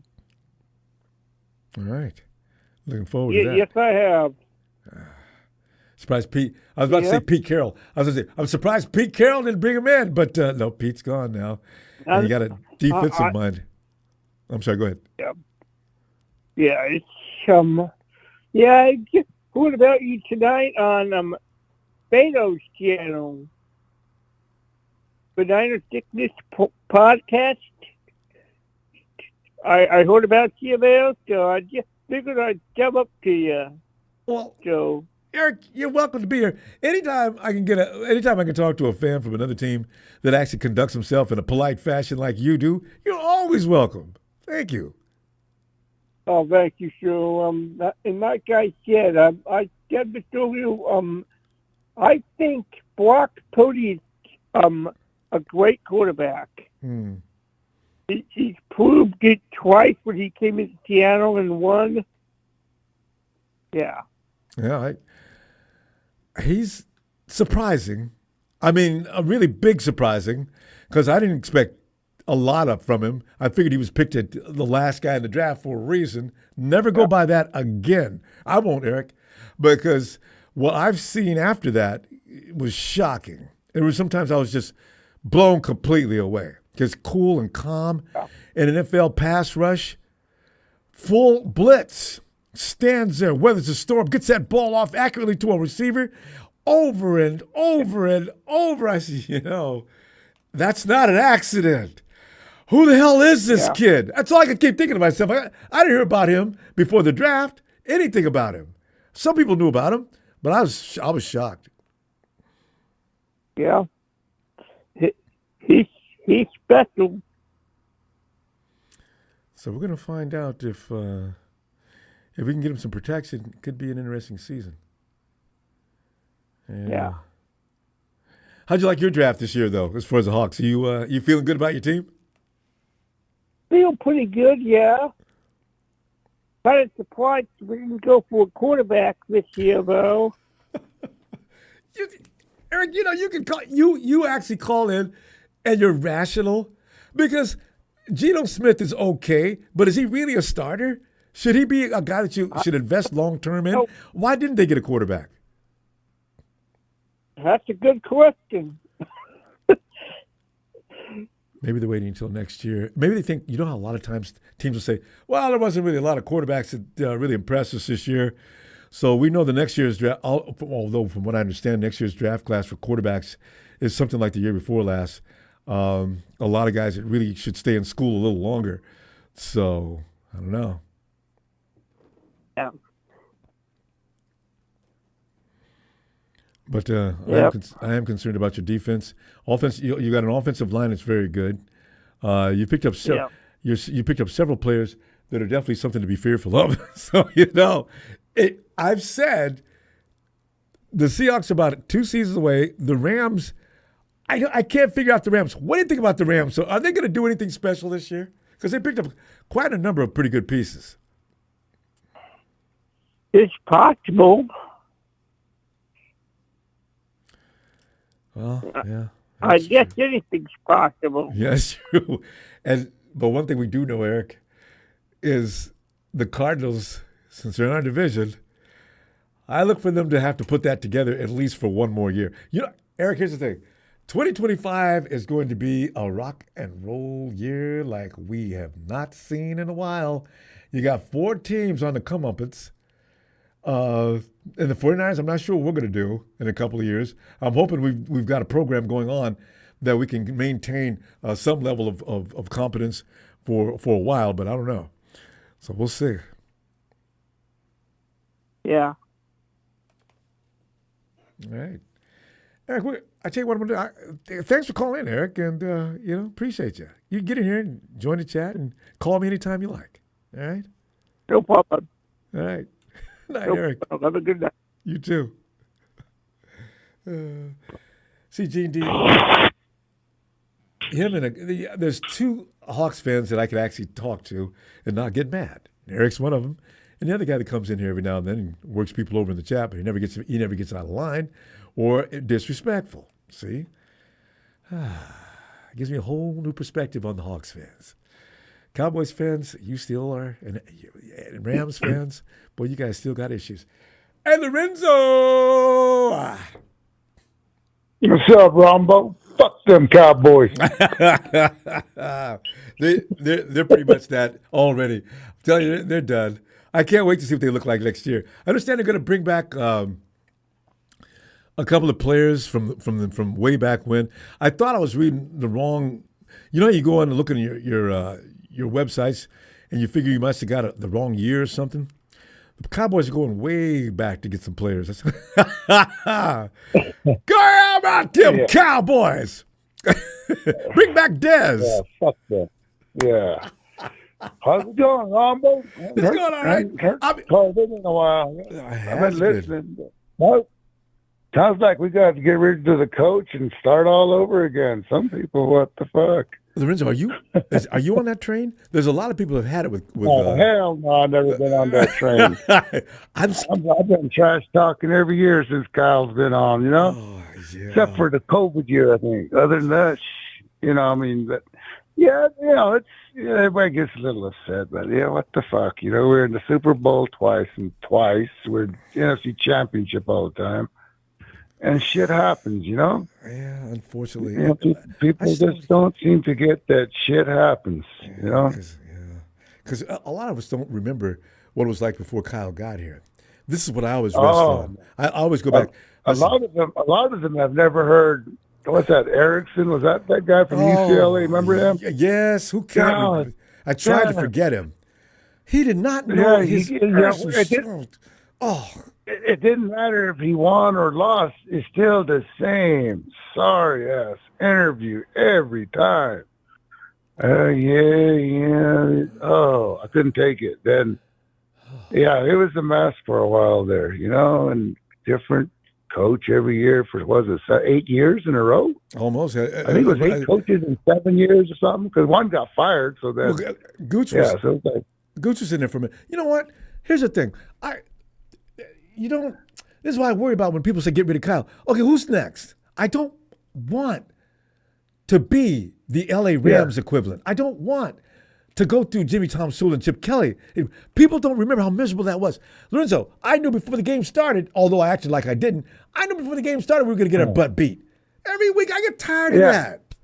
You know? Yeah, the worst team in the league, you know? Yeah, it's pretty tough. So, but I don't know, you know, I mean, we'll win eventually if we keep getting there, you know? Yeah. And we can say, yeah, screw you. We've been to, you know, we won, you know, I'm proud of the team. You know, I don't care, win, lose, or draw, you know? Yeah. I don't care. But, you know, I mean, I got an Alex Smith rookie jersey, so. There you go. That's after the 2 and 14 season, you know? Oh, yeah, and see, Alex was good. He just he had too many coaches. See, that's what you get when you get too many coaches. Yeah. Too many coaches, and he was getting the hell beat out, and a shitty team. Mm-hmm. So that's why. Yeah, Alex had it. He did, and he probably would have been a lot better. He was doing well that year. The Cap took him out when he got hurt. But that concussion, he had to sit down. I think. And Cap came in. We would have won the Super Bowl with Alex Smith, I believe, to this day. Yeah, because he was a little. You know, because Cap wasn't quite ready for that. Because Cap missed that. Who was that Cap missed? Torrey Smith wide open. Nobody covered him. All he had to do was throw the ball to the sideline. That was it. He was Didn't even see him. Remember that game? Yes, I'll never forget it. Torrey Smith, yeah, and he was just by himself on that side. All he had to do was throw it over there. He could have just ran 60 yards. And I remember, what's his name? Vernon. What's the big guy we got from the Ravens? They were over there. He called a huddle, and they all got together because Cap was Cap was sick. Bolden. Bolden. Yeah, because Cap was just yes. I forget his first name, but anyway, Cap was sick that he missed it. He was just besides himself. Looked like he was about to just fall down to the ground and just start crying. And Bolden pulled him together. Look, man, everybody makes mistakes. Get your ass up and let's get back out here, right? So you know, it's that kind of thing where you don't have to do that to Alex Smith because he's not going to go through that. He's going to stay composed, keep it together, and get back out there and finish. Don't fall apart. And that's what you get when you get some young quarterbacks. So you know? Yeah, and he was a good gadget for a while, you know, but until they figured him out, then that was it, you know. Yeah, that was when Cap was the original runner that made spies famous in NFL, I think. Yeah. You know. Yeah. Because if Cap he was fast, that's for sure. Because if he started running. Look out! Cap was one of the best. But he just couldn't see. He just couldn't see the field. You know. No. He just couldn't see it. You know. He was good. You know. He had a good arm and all that, but he just couldn't hit the right receiver most of the time. And I think it was the offensive system too. Look what happened when Lamar got the same coach, same offensive coach. What is it? Anyway, Lamar Jackson's a better quarterback. Was that Singletary? It was either Frank Gore left or Frank Gore right. Yeah. I mean, we could have defended that. You know, I mean, it was just the same. You ran Frank Gore left or right. That was it. You got to diversify your offense. See, that's what I'm saying. That's why Kyle does a lot of things the same, but you don't always know exactly when he's going to do it. Oh, that's why he's changing things up this year because the league has got warmed up to him. But as far as his mind goes, of play design and stuff like that, I cannot hate on Kyle. I just wish we could execute and get it done. I'm excited about this year's draft. I'm excited about it. I want to see that big tight end we drafted. I mean, you can't really Was it implying? You can't coach speed. You can't coach speed, and you can't coach that kind of size. You know, that's 6'7", 260. That guy's huge. 33-inch vertical too. I mean, you just throw him the ball. He's up there, 10-inch paws too. I was watching 10.5-inch paws. I was watching his highlight. Yeah. Mason Pline. So basketball player. Yeah, I'm excited to see him, just to see what he does. You know, I mean that's big. Because George Kittle's getting overworked. It's wearing him out. And we could, George Kittle, if he could just take some of that workload off of George, I believe George could last 2 more solid good seasons for sure. Yeah. So that'd be, every year is exciting. Why not? I'm not, give him a chance. Yeah, we're going to compete. I mean, nobody's going to come in and just kick the 49ers' ass. Well, maybe except for the Kansas City Chiefs, but everybody else is they're going to have a fight on their hands, and we're probably going to come out ahead. Well, even Kansas City Chiefs didn't kick our ass. I know, right? Kicked our own just ass, slid away. Oh, man. Yeah. Jesus. Yeah, this year's loss was a little bit, okay, yeah, we had it so many times. Stupid. It wasn't quite as bad as when Purdy went down. That one I just felt sick. That one was just because you knew it was over. We couldn't even do anything about it. This one, all the way to overtime, and still could have had it and still blew it. Got away. Just two little mistakes back to back. And also part of it, Brock, was he had Ayuk to his left, but he's looking right, and here comes Jones to the right. If he just would have pivot and go to the left, wide open, Ayuk could finally beat that press. Half a second. God. Yeah. Touchdown, 49ers, ring number 6. Finally. No. Anyway. Well, fam, at least we can say this year better than the Cowgirls, We can always say that. Yeah. At least we got a shot, Yeah, we've been there at least. At least we're there. So, Rizzo, we got to go. I'll see you Friday. We got some time. Yeah. All right, I'll give you a buzz back. Have a good night. You too, family. Later on, family. Night, yeah, bang, bang, Niners gang. Later. All right.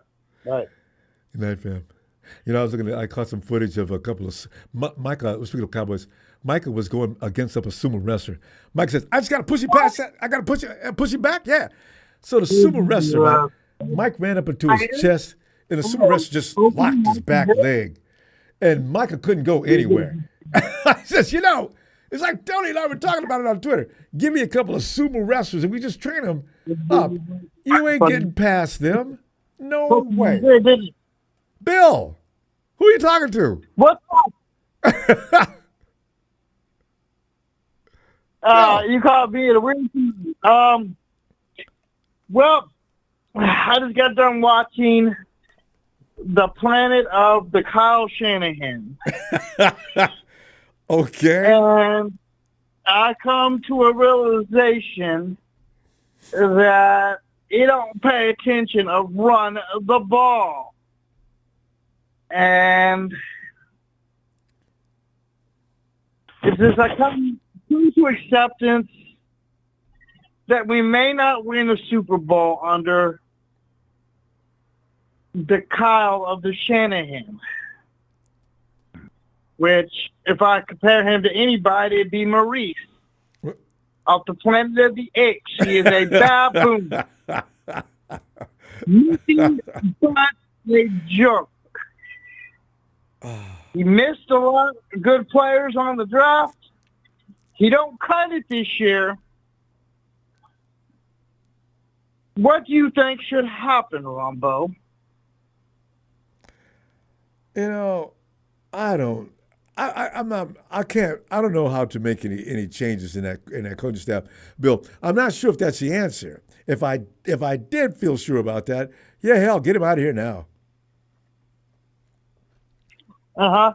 Well, you should just vote him for the 49er Man of the Year of choking Super Bowls.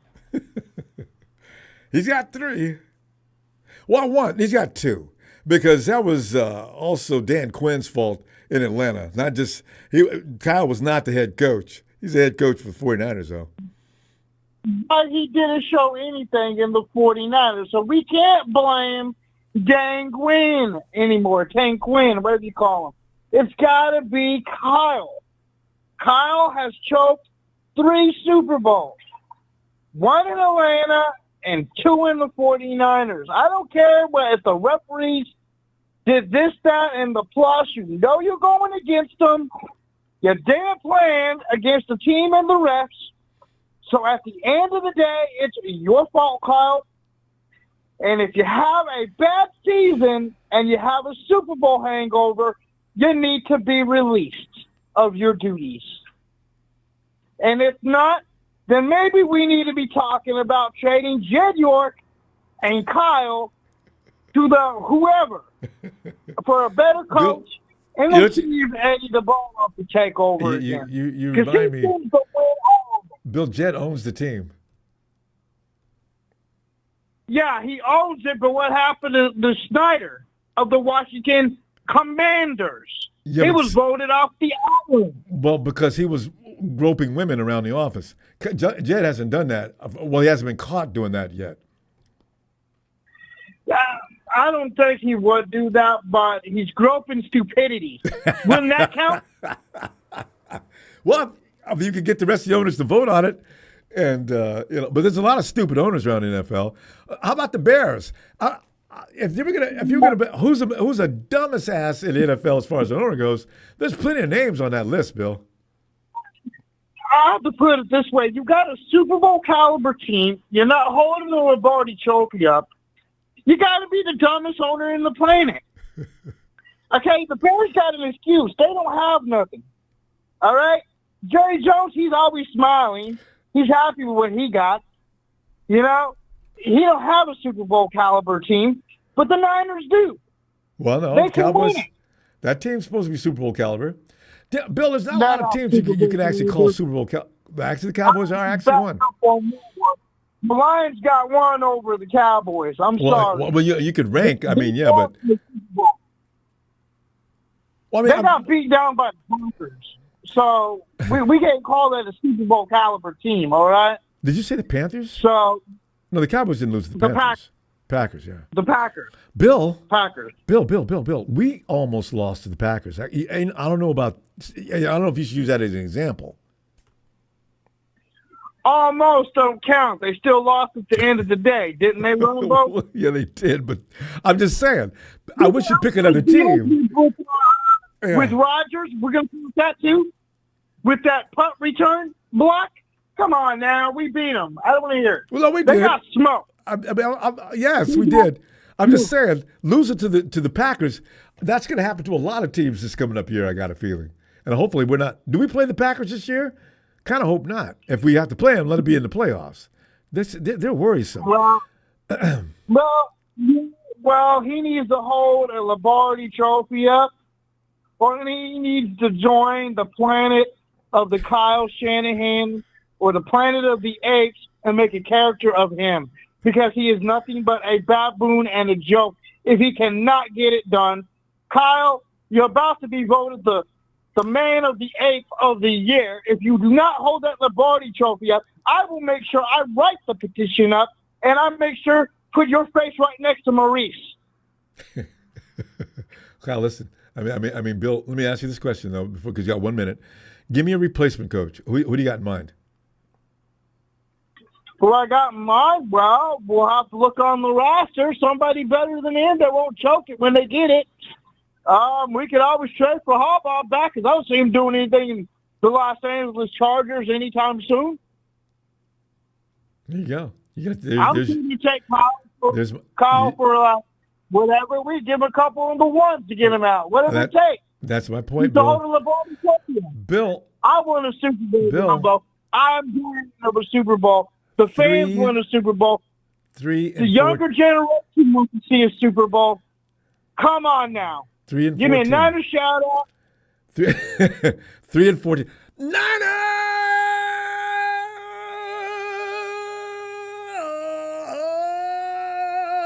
Bill.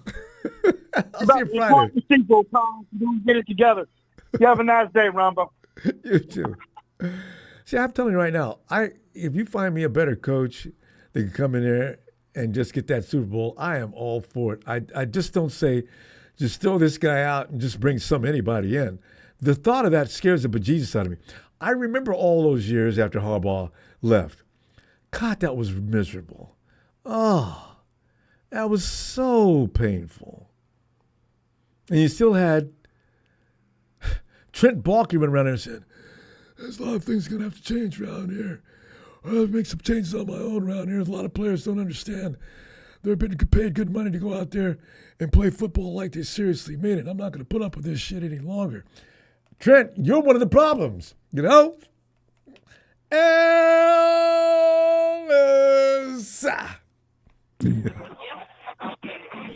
Ron Bizzle. Ellis, we miss you, man. Where you been? Shaking, huh? We've been missing you, man. We miss you a couple of shows. Oh well, yeah, it's been a couple. How you? Everything okay? No, it's all right. Thank you. All right, sure. Hey, yeah, miss y'all too, man. I think the other night I had called in, and I think I just missed out, or maybe I did call, man. I can't remember, but I remember after the fact, I was like, damn, seen it on YouTube, but I just didn't get a chance to. We said that a little early the other night because there was no calls out at certain points. Yeah, you got out early the other night. That's why it was only like an hour-long show. Well, not only that, I don't think it was an hour, but maybe an hour. Thing is, I came in a little earlier than usual, and we decided don't do that again. The party, everybody's late to the party. The party ended early and started early. It'd be like that, you know. But also, I was looking at the 2022 draft, and I said, Phil brought something to my attention I didn't even think about at the time. Though I was talking about how the 2022 draft was really pitiful, something akin to what we had in the first round of the first draft that Shanahan and Lynch did. And then wait a minute, whoa, we got Brock Purdy came out of the 2022 draft. If everything else is just it doesn't matter, you got your quarterback, and you can now proceed to build in a constructive way without hunting down that quarterback each and every year. So yeah, that is a blessing. Right. So yeah, but I mentioned some of them people that have gotten on everybody's nerves. You got Drake, and you got Burford. Tony's right about Burford. Burford needs some time to gel. I'm gonna get up off of him. I like Womack. A lot of guys got thrown out before the rookie contract was even over. So, you got Kalia Davis and Nick Zakelj, an automatic healthy scratch each and every week, right? So I always laugh and says, why y'all don't have to tell us that Nick ain't going to be playing today. We already know. So, so that 2022 class, are you keeping Danny Gray? You support Danny Gray, though, don't you? I mean, I did when he was first drafted. How do you feel now after 2 years? Well, I mean, I think it's messed up because he never really got the chance to, he never really got an opportunity. Kyle wasn't going to put the game, put the ball in his hands or give him any real burn to where he could, really show himself. So, and then when he did actually get in the game, he broke his damn collarbone, so that was his injury. He's been a scratch. Yeah, 10 yards in the entire time he's been here as a pro. See, because the thing is, I don't know if he should have been on the IR or whatever all year long, and Kyle put him on there. Does that tell you something? Because he went and got Jacob Cowing and Ricky, and that let everybody know Kyle's got some speed and route runners here. It's gonna be a hard road for Danny to tow. Is that gonna work out for? How's that gonna go? It's interesting because it's like how many of these guys are you gonna be able to keep on the practice squad? I mean, the rookies, right? I think the only rookie that stays on none of them. Shit, Cowing's got to be on the 53. And Ricky first round pick. Ricky obviously has to be on the 53. Debo, IU. Ronnie Bell will probably be practice squad. It's going to be between him and Danny. One of them is going to be on the practice squad. Well, the other ones will be suited up. We got a couple the other guys will be suited up. Oh shit, we got Mike Mike Conley. Or Chris Conley. Yeah, can Conley? Is it Chris or Mike? Yeah, well, you got the Conley. I know what you're talking about. Is he going to get beat out by Ronnie Bell? Plays for the Grizzlies, I think. Oh yeah. Chris is one of the Grizzlies. Oh, shit. That gives you. I think that might be. Yeah. Yeah, but anyway, we know. You said, do I think who's going to beat out Ronnie Bell? Yeah, I think Conley. I don't. Can Ronnie beat out Conley? Conley showed me something at the end of the season. I can trust him. Ronnie is awesome at breaking route. I mean, he running route though. He could come flying over the end zone or wide open. He won't always catch it, but he's going to be open. I think the cut, the healthy scratches, the cut candidates is going to be between Danny and Ronnie, and I think Ronnie has shown more availability and ability between the two. You're only going to cut one, yeah. Than Danny Gray. Oh, no doubt about it. No doubt about it. So it's going to be tough for Danny to get a spot on the team. I mean, he'll likely get cut. It seemed like this is only his second year, or is this his third year? This is year number 3 coming up.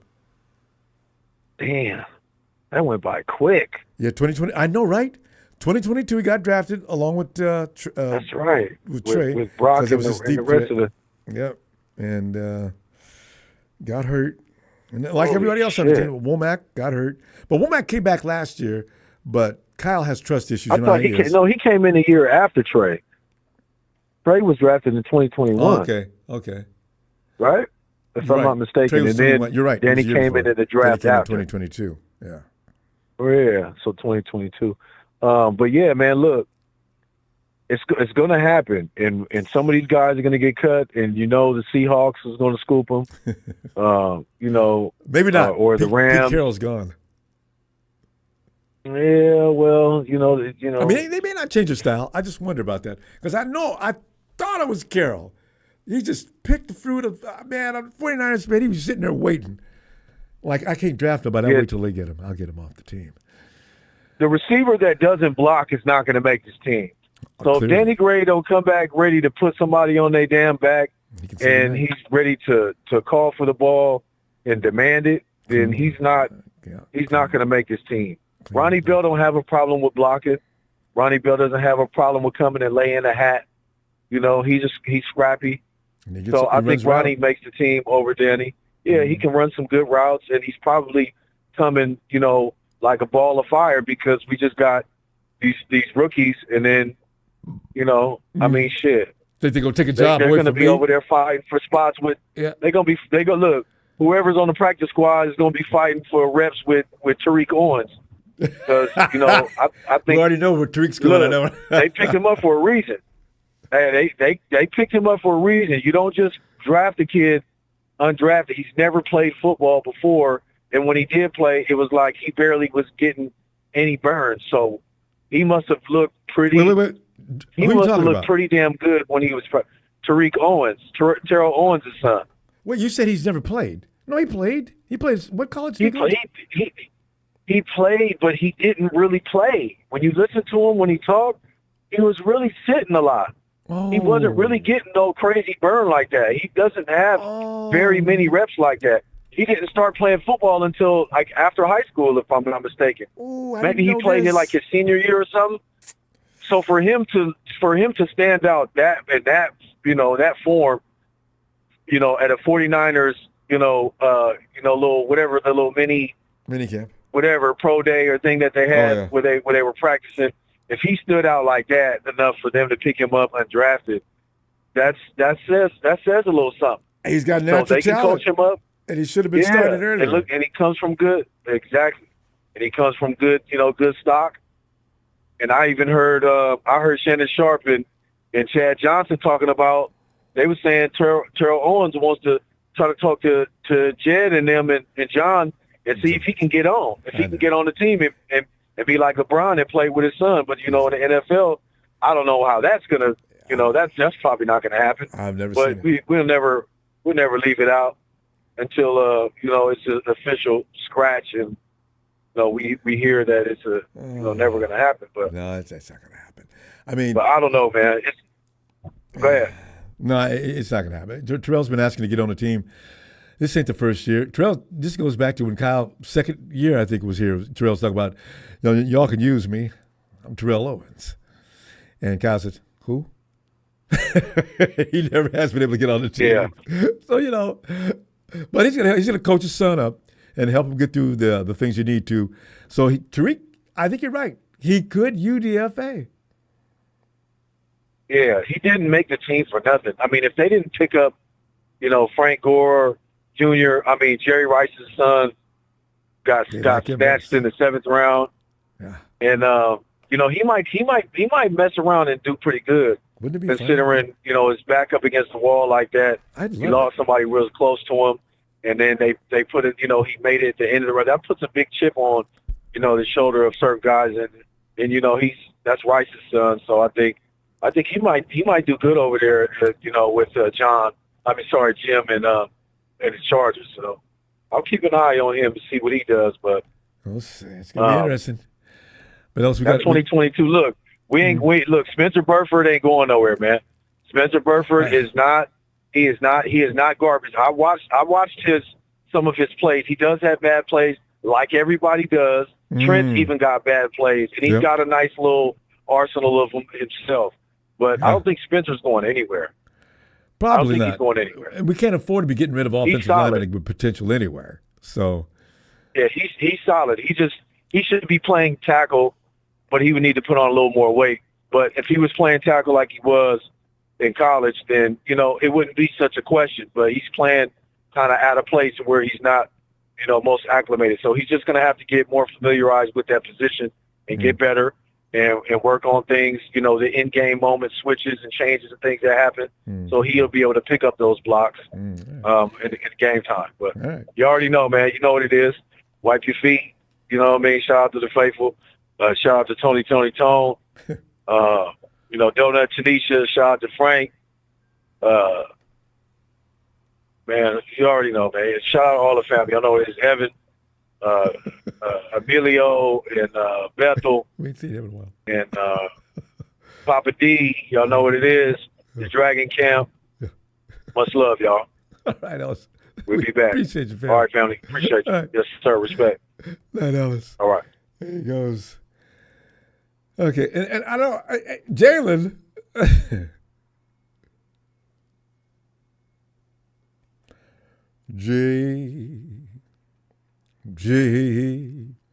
Jalen. Dang, Ellis, I couldn't get a shout out too. Don't start. Nah, Ellis, me and Ellis cool now. Me and Ellis, you guys okay now? Yeah. Cool now. Yeah, good. I like Ellis. Ellis cool. I like Ellis. Yeah, I'm glad to hear it. Well, Jalen, we were trying to talk about you're doing all right. I was looking at the 2022 class and looking how our team is running out of blue chip players, and I was thinking to myself, the 2022 class, there was a skip. We got Brock Purdy, okay, but I like to see this growth to the point where we just almost replace every player at between 3 and 4 years intervals. Where that was a 2025, 2023 team, 2022 team with the Super Bowl, whatever. But we got a new team now. These guys are every bit as powerful because we drafted them and we draft right and we get this job done and we still potent. Because see, that's the secret. When you see teams bite the dirt like they do, like the Rams and other teams, well, the Rams is another story because they didn't try to draft people anyway. But a lot of teams do. They think they're doing good drafting, and then all of a sudden, they're on a rebuild. How are they on a rebuild? Wrong, We haven't really been drafting good since Mike McDaniel and Saleh left. You're talking about Scott McCloughan. Scott could pick out some talents, couldn't he? Ooh. No, I said Mike McDaniel and Robert Saleh. Yeah, no, I'm just saying that goes back. Yeah, each one of them left, and the drafting is usually because the GM knows what he's doing too. Scott McCloughan used to bring in great players, and then all of a sudden Trent took over and everything turned to poo-poo. But Ronbo, look at how well that the Jets have drafted. Oh, Saleh, that has a big part to do with Saleh. That's a good point. Ronbo.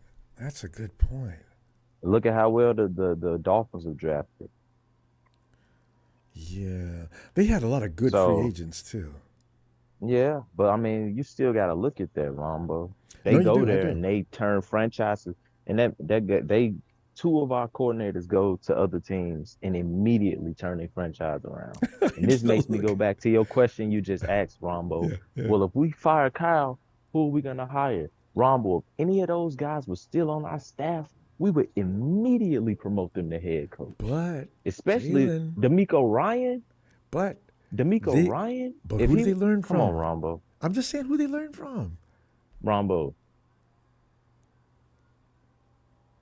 I mean, I'm just saying. I was just wondering, would Mike look as good as he does? Would D'Amico? Well, D'Amico probably would, though, because D'Amico didn't really take all his influence off Ronbo. D'Amico for sure learned from Saleh. Yeah. But he for sure learned from Saleh. And the program in general. 49ers have a great program going on as far as the atmosphere, the environment. It's conducive to winning. Otherwise, we wouldn't even be doing as well as we are. Trent, on the other hand, had an absolute – people didn't even feel like coming to play. I don't really believe they did. And we turned to doo-doo. So it's still more to it it's than still just, a way of – it's still – I don't know. It's just something different about the way Mike McDaniel and D'Amico and Saleh, they coach compared to Kyle. I agree. It's like, it's just more, I don't know. It's just – they're just more – they adapt. They're willing to adapt and change, Ronbo. You know what I mean? Yeah. GB Fool, nobody's saying that McDaniel and Saleh go back to McClellan. Pay attention. We're talking about 2 different periods. Okay, go ahead. Yeah, but McDaniel, D'Amico, and Saleh, they're willing to change, Ronbo. Like, Bill was right, Ronbo. Like, dog, if we going into year 8, we have had the Ronbo. We've had Ronbo. If we just had an average ass, you know, around 15 to 10 roster, and we was making it to the Super Bowl and coming up short, man, Kyle, I salute you, dog, because you getting us there with basically nothing. But Ronbo, we've had the best roster in the league for the last, 5 seasons? No argument here. And Ronbo, there's no excuse for that. There's no excuse for this. Do you not forget this roster? Do you not remember that 2019 team? Sherman, D Ford, Ronbo, we had 5 first rounders on the defensive line. Remember D Ford was hurt. Oh, well, D Ford was playing crippled. No, what was wrong with D Ford? No, he wasn't. Oh, no, he wasn't doing nothing special that game. Ronbo. Yeah, D was 50% best. He wasn't doing nothing. Ronbo, when D Ford played, we noticed. Well, yeah, early in the year before he got hurt, but Super Bowl he wasn't D Ford. He was somebody, but not D Ford.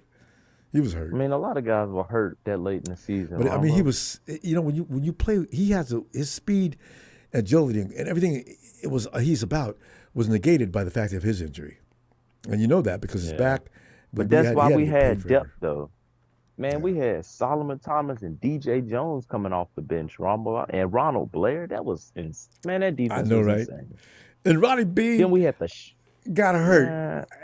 The key players always get knocked out exactly the wrong time. I mean, we had Sherman, we had the Shark, J-Dub. I mean, goodness, K1 Wilt. We had Quan Alexander.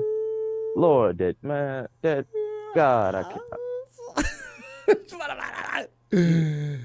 But Patrick Mahomes is just the dude. Hey, Jalen, you look at what Mahomes went through the playoffs this year. He had no business getting to the Super Bowl. He got past the Bills. He got past Lamar and company. I still don't know how the hell he did that, but they did. And then we came along and said, okay, that stops right now. I just knew he was going to beat him up. They found a way to get it. That's the mark of a champion. I'm sick of it, though. Yeah, I mean, Ronbo, you can't lose to 3 people, though. We lost to Travis Kelce, Mahomes, and Chris Jones. That's what we had the offensive. Ronbo, we had Christian McCaffrey. I know. We had Christian McCaffrey, Ronbo. And you had Ronbo. Let's be real. Let's call it how it is. Brock Purdy played quarterback better this year than Patrick Mahomes did.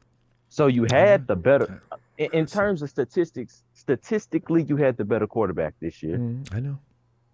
So how do you not, top to bottom, we had the better team, Jalen. I'm telling you, man, there's something very strange about that. Hold on, Ronbo. Kyle Shanahan, he's a Hall of Fame coach, though. He's a Hall of Fame coach, well, nobody called him that yet. No. He's number 9 in active coaches, Ronbo. He's better than Mike Tomlin. He's number 9 in all of active coaches. Like, this guy's a joke, Ronbo. Man, that dude's a joke. Where's Arians? That dude's a joke. Dude's a joke, Ronbo. Like, you get these Hall of Fame all-pro rosters and can't close the deal, bro. Like, this is gonna be looked at as the most disappointing coaching regime of all time once he leaves. Like, none of y'all can say anything either. You can say what you want. I know that's cool. Like y'all. I mean, I know y'all in the comments. You put being negative, bro. He has 2 Super Bowl losses. We can't erase that. Okay, but you know what I want you to do though, Jalen.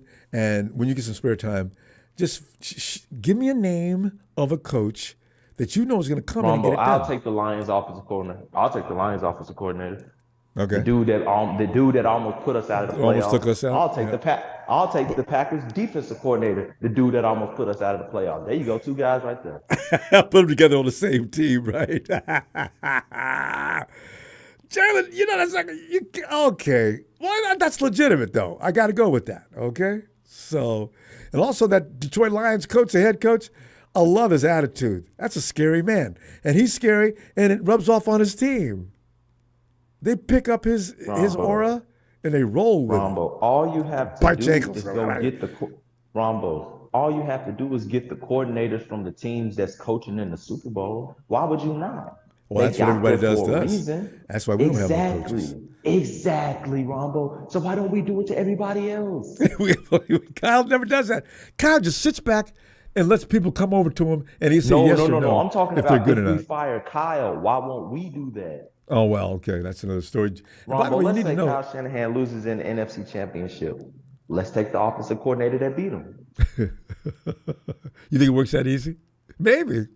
Rombo, if you can outcoach Kyle Shanahan, really, come on now. Well, then you should get the Browns coach. With this roster, I'd take him, the defensive guy. Yeah. Rombo, I'll take him. Rombo, do you know they average 15 points a game? They still win. Jalen, we gotta go. Rombo, man, Kyle Shanahan's going into year 8, and we still saying he's learning. Man, okay, dog. Nobody's saying that now, though. All right, Jay. Well, I'll see you Friday. I see you, Rombo. All right, fam. 49er Brian. Hey, does somebody need to bring some positivity into this bitch? Hey, Brian, it's not going to stop until we win the Super Bowl. We got to win it. And I know. Because those of us who remain hopeful and trusting, I think our numbers are dwindling. I don't know how small they are right now, but I think a lot of us, we still have a large army. Because I don't want to go back Ronbo, to... Yeah, go ahead. Ronbo, our team is horrible. We suck. We're just terrible. We're just bad every year. Yeah.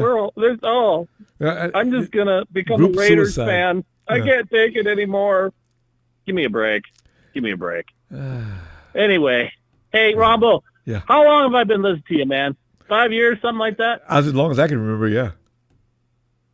Brother, I just want to tell you I love you, and I always will. Thanks, for letting me come in here and do my spiel. I can't wait if to I ever get here. say anything, thank you. Appreciate that. Honestly, I just want you to know you're like a brother to me, and if I ever say anything that offends you or you disagree with, tell me immediately, please. That being said.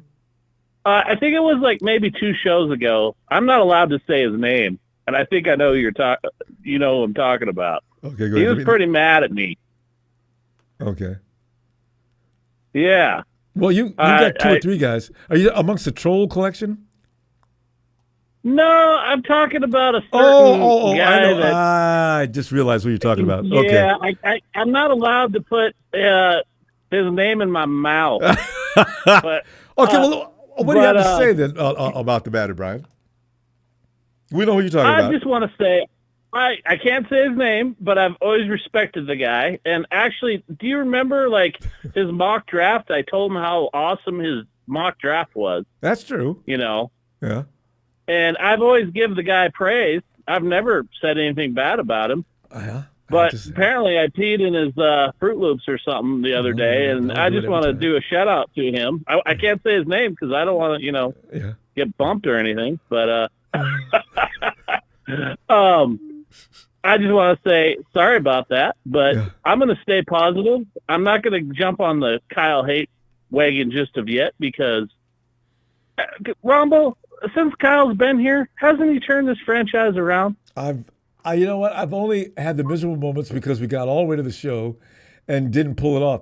But as far as regular season, I've been delighted even those first 2 years, we were barely losing by 2 and 3 points, and you could see the puzzle being brought and put together.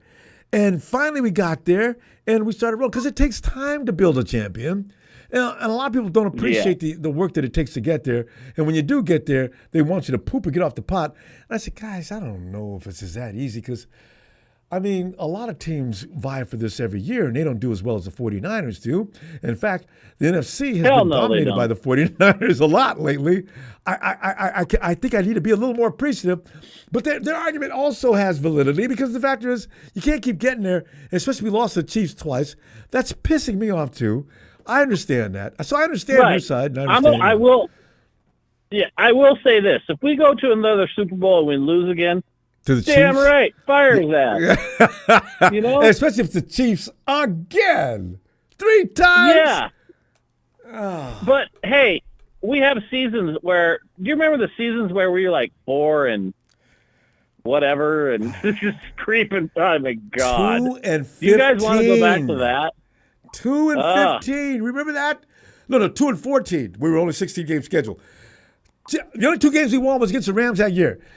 And Jed went down that. I think the game was barely over. Jed went down to fire everybody. You know. Oh God. Yeah. Here's the other problem. Kyle Shanahan is like family to the Yorks. They're not going to just get rid of him just because people want him gone. He's got to be a failure, and he hasn't been. Now, hate on me all you want. We haven't won a Super Bowl with him. You know, it's a solid program, though. It is. Yeah, that's the thing. It works for them. You know, we're always in the hunt, and I don't know until some miracle coach comes along that's just way better than Kyle. I don't see him changing here for a few years. Do you, Ronbo? No, I don't mean, come on. Let's name the coaches, all right? I'll take Bruce Arians, okay? But he can come over and be my coach anytime he likes to. I'd even consider Tomlin. Also, that coach in Detroit, dude's going to start winning soon.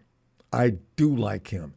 I would even call but don't be talking like this DeMeco Ryans talk. Come on. DeMeco Ryans wanted to go be his own man and coach his own team and do his own thing. He didn't want to inherit Kyle's team. Nah, he did. But he is on my list of coaches. DeMeco, he inspires men to go out of their own comfort zone and get it done. And I like that about some coaches have that ability. It's phenomenal what he's done in Texas. It's amazing. But Kyle wasn't on the hot seat to be gone for DeMeco to be put in that situation. No. Oh, also, Mike Tomlin.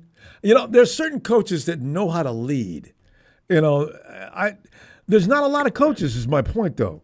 There's not an abundance of good coaches around the league that's going to get rid of Kyle. I bring somebody in here to make me mad. And Ronbo, here's the other point. What team would kill to have a Kyle Shanahan? Oh, he'd be hired in a heartbeat. If Kyle got fired today, he'd be hired in the middle of the night if necessary. The phone would not stop ringing. You're telling me like a Carolina or a Jaguar or one of those, wouldn't want a Kyle Shanahan? Oh, they'd pay him a fortune. Exactly. So that's why I say. And I don't think the Yorks want that to happen. I think they want him to be here a few more years. So You know, hate on Kyle all you want. He's just not going to be gone, guys, for another year or two. I'm sorry. It's not going to happen until he starts losing or we lose another Super Bowl. And I don't think we're going to lose another Super Bowl. Had no business losing this one. You know something else? I know. Well, we don't give enough blame for, Brian. We don't, players that don't execute when they should, this is out of the coach's hand. Everybody says, well, you shouldn't have put him out there. Well, yeah, you got to work with what you got. And if they go out there and fail. We had so many weird things happen in that Super Bowl. It almost felt like we were just designed to lose, you know? From day one. Well, 49ers, this is your practice facility. What is that? That's the University of that's the Nevada, Las Vegas. What? What's wrong with the field? That's all we got, guys. Really? Well, why can't we look out on the Vegas field?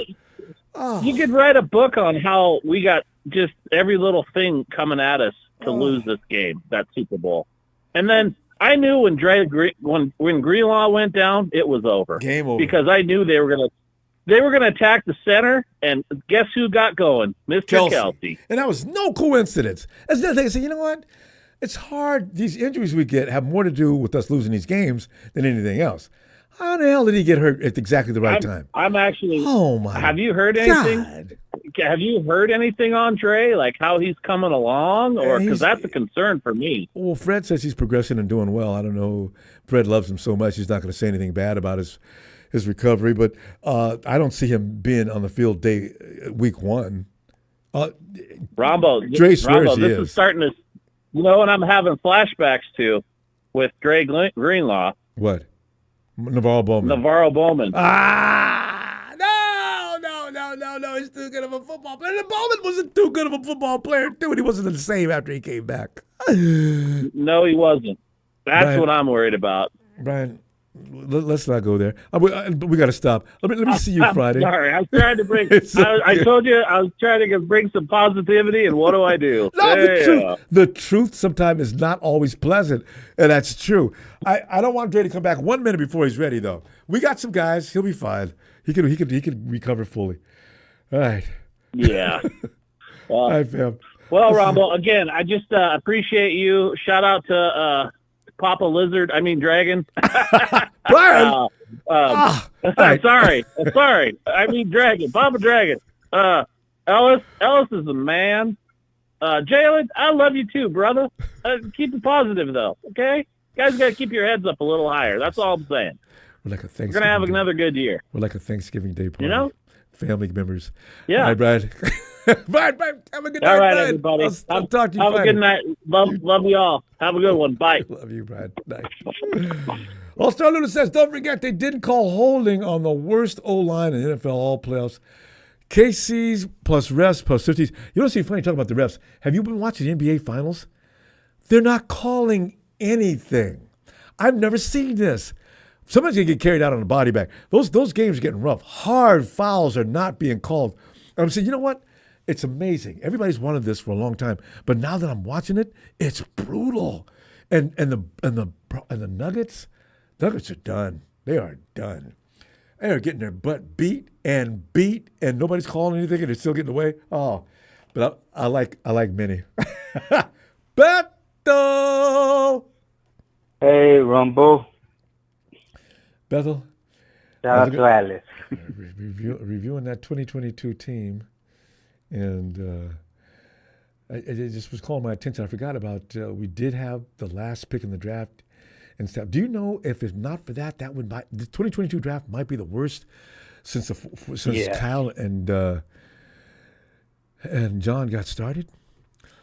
Do you see anything to salvage? You know what? I might back off of Burford. What are you thinking? Right. If you want to know, we're actually playing Green Bay at their house. And, yeah, so we're gonna play Green Bay at their house. No, we don't know what week. These are all the away games. So we're gonna have to play Minnesota at their house, Miami at their house, Buffalo at their house, and Tampa Bay at their house. And the ones that are coming to our house. Go to Buffalo? Did you say we got to go to Buffalo? Yes, we have to go to Buffalo. We need to go to them early in the season. Don't go there when it's cold. Please, Lord, don't let that happen. Whew. And then we got Chicago at home, the Lions, Jets, the Patriots, Kansas City, and Dallas. We just don't know the order yet. Yeah. Yeah, we don't know who we're going to play first, but those are the home and away that we're going to play. Yeah. So. Buffalo. If they say, and the 49ers will round out the month of December with the Buffalo Bills. No. You know what? I heard people protest the schedule every year, and they do redo it sometimes. That's why sometimes it's coming out. It was supposed to come out this week, from what I understand. It got moved back another week. So there must have been. I hope that was us. We ain't going to Buffalo in December. Why do you mofos do that to us every year? You sent it to the East Coast to start the year, and now you're going to send it to the East Coast to end the year. It's 2 degrees if we're lucky. And one thing that people should realize is that, when you have a rested team, it helps a lot, because if you remember right, when we played Joe Burrows, they had 13 days to rest, and we didn't. Yep. So that's why they did what they did to us, because they had more rest than us. Mangled the 49ers up. Yeah, because they had more rest. Yeah. So, that's here's the thing. They're talking about moving to an 18-game schedule, but the players' union is going against it. There's got to be a real exchange on that. If you're going to give us 18 weeks, you got to give us 2 bye weeks, and I don't think the owners can stand it. The owners don't like bye weeks. Period. They're losing money. The tight SOBs think they're losing money every time there's no activity out there, right? That's why they won't even talk about Thursday they're night. actually making money because every minute. And the thing about the Wednesday, Christmas is going to be on Wednesday this year. Do you know that they're actually talking about putting a game on Christmas Wednesday? Oh, how are you going to? Oh, well, you know what? If we could do Christmas Wednesday, if we have to travel to play Minnesota, I think we're going to the UK, then in that case, give us a week off. I think they said that Devo leaked that we're going to London. Yeah. They've been talking about that anyway. Yeah. Yeah. Yeah, so... but there's owners just... Our London people, they're going to be happy to see the Niners over there. Oh, We got a lot of people over there. And it looks like it's going to be the Vikings. So that should be interesting. Also, basically, that's going to be their home, and our Niners fans are going to take over. So, yeah, take over London. The Jaguars are really loved in London, too. Yeah. So that's why they go there all the time. Anyway, we're going to, Yeah. But that 2022 draft, we did get Brock Purdy, and I like Womack. I'm going to get up off of Burford because we can't afford to let a potentially good offensive lineman go. So, yeah. Yeah, and there's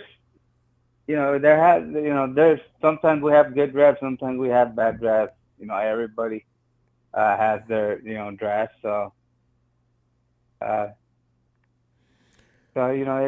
it's Bethel, but you look at Howie Roseman. Is it Roseman over in Philly?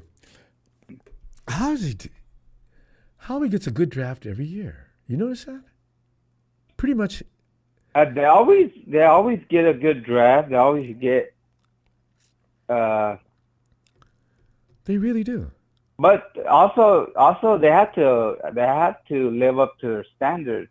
Sometimes, you could have a really good draft and not have a good standard. And not winning, because they had a weakness in cornerback. They picked up a couple of the best studs in the draft. Everybody's seeing it happening, and they couldn't do anything about it. Why don't you stop? We're gonna get DeJane doesn't need to go to. Yeah. I said, "Wow, look at Howie. He did it again." Yeah, I think 11 from Heaven got mad at that pick because they got that guy. Yeah. They got wanted another one him. too. They got 2 really good secondary players. I forget the other one. Yeah. Did you hear, Ronbo, that that Jerry Jones is hyping that he wants us for the first game. That he wants to beat us up. Jerry's in the NFC. We're not playing the Cowboys at game. It usually is an AFC team for some reason. He wants us at the first round. He wants to see us. Jerry's trying to sell tickets and seats. Yeah. Because Jerry's walking on thin ice. If the Cowboys pull up again this year and do the same thing they did, the name, remember when what's his name was running that team and they went to the Super Bowl last, people have been on his ass about that ever since. So yeah, one more year.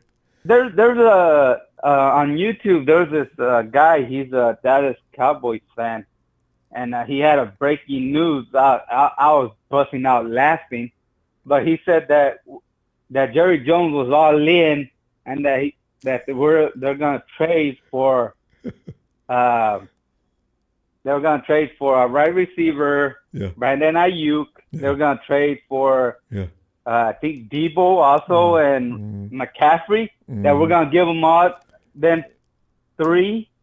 I'm all like, is this guy delusional? Jersey, I think the Niners are not gonna hand 3 badass players to the Dallas Cowgirls. I think the time has come for Jerry to go home and sit down, have a nice cup of cocoa, and relax, because he's talking crazy, just nuts. Yeah, that's what I'm saying.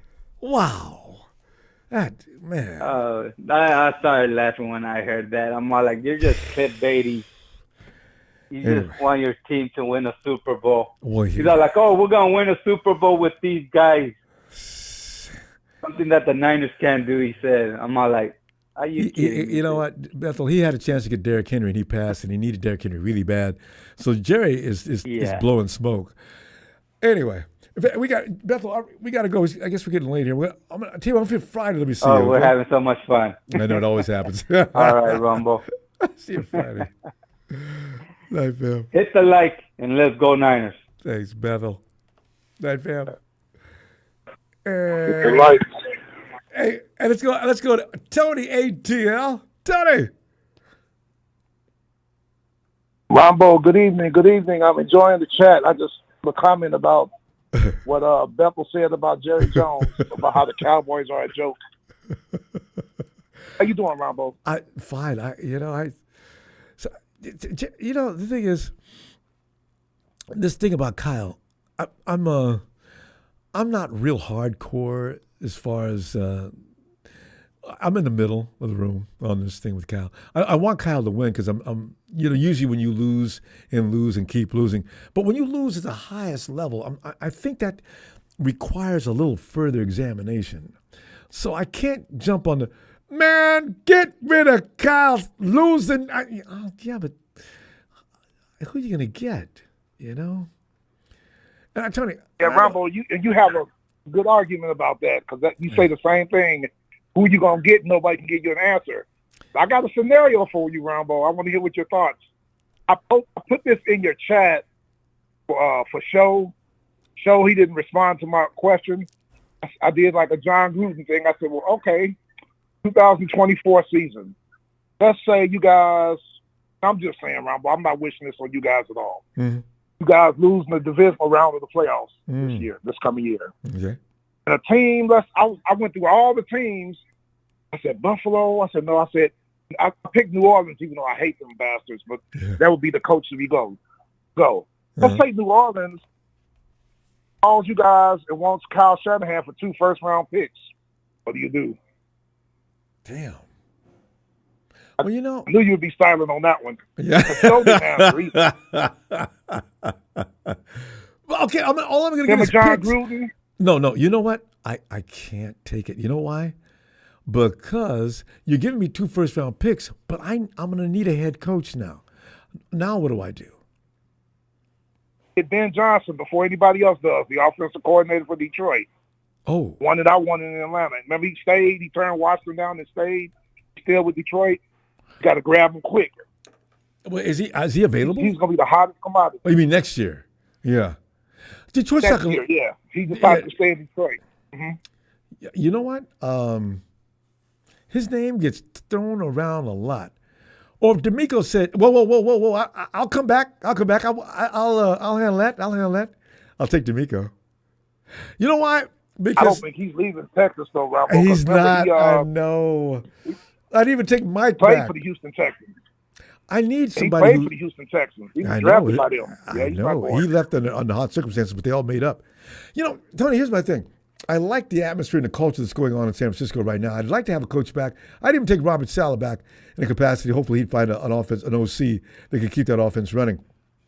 I need somebody who can keep that same pleasant atmosphere. It's a winning atmosphere, and everybody seems to work together and support each other.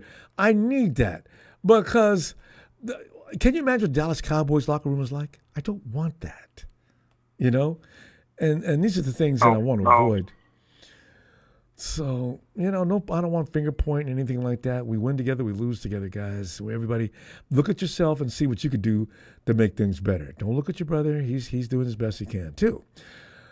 That works. We didn't have that kind of atmosphere before Kyle showed up. I think Ben Johnson put y'all way over the top. Y'all become a dynasty. Not saying that Kyle can't do it, but with Kyle Shanahan is kind of tainted now. Yeah. Because of the 2 Super Trust Bowl issues are going to roll in, too, soon. People want to think, as soon as you get to y'all that have to be that quick, man. Yeah, think about that scenario, too, if a team, because New Orleans, they kept their coach, I forgot his name, and they're going to be desperate because they ain't going to do nothing this season. Who's the coach? It's okay, San Francisco, we give y'all 2 first-round picks. Who is the coach in New Orleans? What's that guy's name? He was their coordinator. I'm looking it up now as we talk, Ronbo. They were criticizing him that last couple years. Yeah, that tells you something right there, though. That you have to look his name up because I don't even begin to know who it is. But yeah, he was a good defensive coordinator, but as a head coach, I remember this guy that was on the Falcons channel. This one of my guys. He'll do a round table with one guy from Carolina, one from New Orleans, one from Tampa. He was just dog. Dennis Allen, that's him. Dennis Allen, he's still there. Dennis Allen. Dennis Allen. Yeah. What was the Vikings? Oh, he passed away though. What was the Vikings coach's name? Dennis Green. Dennis Green. Yeah. Yeah. You know. Oh man, people understand coaches have to be more than just X's and O's. There's a lot that goes into being a coach, and maybe Kyle even lacks in some of those areas that you need to be strong in. That's why when I look at the guy in Detroit, his players reflect his persona like nobody else. Yeah. Another team that could do it, because I don't know what they're doing at, Buffalo, but if Buffalo fires their coach, they offer you guys 2 first-round picks for Kyle Shanahan. Buffalo and New Orleans are the 2 teams that come to mind with me. Yeah, because Buffalo, that coach has been given a lot of time to work with too, and he hasn't had to look for a quarterback down through the years. He's had a remarkable lineup of people too playing for him. I mean, they had a tough defense. All those second-round picks on the defensive line that are now gone. That offense. Yeah, they tore that team apart. Yeah. But still, found a way. The Chiefs are ruining lives. Josh Allen company should have been to the Super Bowl 2 years ago. We should have won in 2019, and God knows we were supposed to win this past season. How the hell the Chiefs have all the luck in the world? You remember that game? Yes, I do. Yeah. They changed legislation was put forward because of the fact that we're going to have both teams have to touch the ball in this situation from now on. See. Then Buffalo's defensive philosophy. Remember that was at the championship game. They're letting Kelsey run down the field. You gotta cover him. Don't play zone with Kelsey. You got to cover his ass. Excuse my French, his ass. No, every team does that. Run free. We find that's why we had Dre on his butt the whole game. Dre was playing his position, but also he'd fall off, and they had a scheme set up with Travis. You ain't running up in here with nobody touching you today, boy. Travis couldn't get nothing done. Frustrated him for the first half. He was over there beating up on his coach. I said, you know what? And then got mad at the coach right there, embarrassed himself on the sideline. Because Tay was up there watching. Ronbo, Texas boy, just came to chat for the first time. Is it really Texas boy? But the thing is, and now it's no coincidence, Travis Kelce gets involved in the game, and they finally pull back in. You got to cover him for 4 quarters. You do. You can get a good, strong safety to cover him. Cover him. Hit him. Hit him coming out the line of scrimmage in the mouth. Talk to him. Don't do anything that's going to give you a pass interference penalty. Just be on his behind and run with him. And, Get mad. And as soon as he talks trash, it's Travis? Oh, yeah. Because as soon as he passed a certain line on the field, Dre was right on him. And we covered the area. That was a wonderful defensive setup for Travis because that's all he had, Tony. Well, his receivers were they were okay, but they ain't nothing to really worry about. Travis Kelce was the only guy that needed to be stopped, and he had been stopped until suddenly. Hey, Ronbo, watch out for the Falcons defense. We're gonna have one of the top 10 defenses in the league, man. I love our defensive lineman that we drafted. We got Eddie Goldman back, who retired and then came back. He's going to be our backup nose tackle. He drafted a defensive nose tackle from Georgia in the 6th round. He's going to be 3rd string. Georgia. He's going to be under Eddie Goldman and David Onyemata. We got that kid from Oregon, Dorless, in the 4th round. Mm-hmm. He's going to play 3-4 defensive end. Got Zach Harrison from last year from Ohio State, who was under Players Campbell. He's going to start now. And we got that edge rusher that I liked at Trice out of Washington. Is he better? We didn't take the edge rusher in the 1st round. Is he better than Dorless? Wait. Nice. Oh, okay. Dorless is defensive end. Trice is an outside linebacker. Oh, linebacker, yeah. Okay. And the NFL news, Tyler Boyd signed with the Tennessee Titans. So Tennessee, they got one of the oldest receiving corps in the league now. Calvin Ridley's 29. They got DeAndre Hopkins as their 2, and Tyler Boyd as their 3. They ain't going nowhere. And didn't they bring Tyler Boyd back? Was Tyler with them at one time? He's with Cincinnati. His whole career. Oh, he's with Cincinnati, and he became the 3rd wheel. And we haven't heard anything about T. Higgins. Pretty funny. What's happening? I think he's gonna play under the franchise year. Oh, that's the one that's making noise is Trey Hendrickson. He's crying, talking about he might sit out. Dude, you're hurting yourself, dude. See, we have one issue every year with only one player. I mean, teams that have multiple issues. You got to be kidding me. How'd you end up in that situation? Anyway, Tony, we got to roll. I know he wants more money, but Hendrickson ain't got no beef because he was one of the highest paid defensive ends when they signed him to that 4-year contract in 2021. This is the last year of your contract. What you crying about? The Bengals have done nothing to him. You know, some guys, I don't know, they just don't know who they think.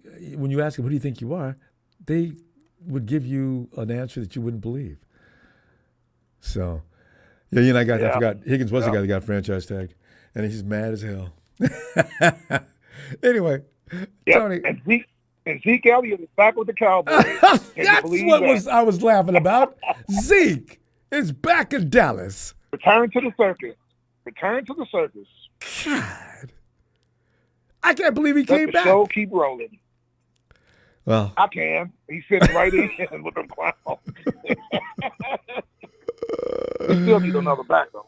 Oh, they definitely do. They didn't even try to find one. You know what Derrick Henry and Zeke would have been? That'd have been a good shot. That'd have been a good combo, actually. Oh, I'm so glad. Remember, we were stressed about that. I'm so glad that didn't happen. I'm so glad that didn't happen, man. I was like you, Ronbo. I thought that's what he was going. The guy's an idiot. Jerry's losing it. He needs to let somebody else, let his son take over somebody. But stop. Just stop. Not going to do it. No, I know. Texas boys in here talking insults, talking about CMC and all this. But look at your team, Texas boys. Y'all are a joke. Remind him of what happened to him in the playoffs, and he should be okay. Hey, Tony, I'm actually Friday. Let's talk some more football. All right? Yes, sir. Ronbo, when you on Sunday you had to get out and cut the show short, it was people actually mad. What are y'all mad about? The man's got to go. No, I was. I didn't get to call him. Yeah, the phones ended, so we thought we just go ahead and end it that day. But I came in too early, so I thought, well, they come in too early, so a lot of people weren't ready for that. So we're gonna stick to between 8:15 and 8:30, West Coast. Yes, sir. Yes, sir. All right. Ronbo, always a pleasure. Kyle Hurd's talking smack about the Niners. We'll talk about that on Friday. He never That guy, I talked to an NFL executive. He's always talking about his sources. I know. We never names them. He had dinner with his owner. He never says who it is, though. I mean, Dallas is there to be talked about. Why can't he talk about them sometime? Anyway. All right, Tony. Looking forward to Friday. All right, fam. I'll see you Friday, sir. Looking forward. Night, Tony. And I notice here, says, why is Caleb Williams talking smack about Purdy? He said, it kills me how Purdy's just a lightning rod for foolishness. People say things. Well, I don't know why Caleb would be saying anything about Purdy. He's not even been in the league yet. Why don't you come in, establish yourself, and actually justify talking trash? It makes no sense. Good. Let him talk. That's a good thing. Thanks for that contribution, too. Brian, hey, guys, I'll see you Friday. And let's examine that safety situation. And did you know how important the Talanoa Hufanga really is to that defense? Let's get able to get into that Friday and more, as long as it's written. Go! Don't forget to subscribe so I can get that notification to you. I want you in here every time to help us with them trolls. No, I'm just kidding. Trolls are fourth on the list of priorities. I'm just kidding. And fam, I'll see you Friday. Niners!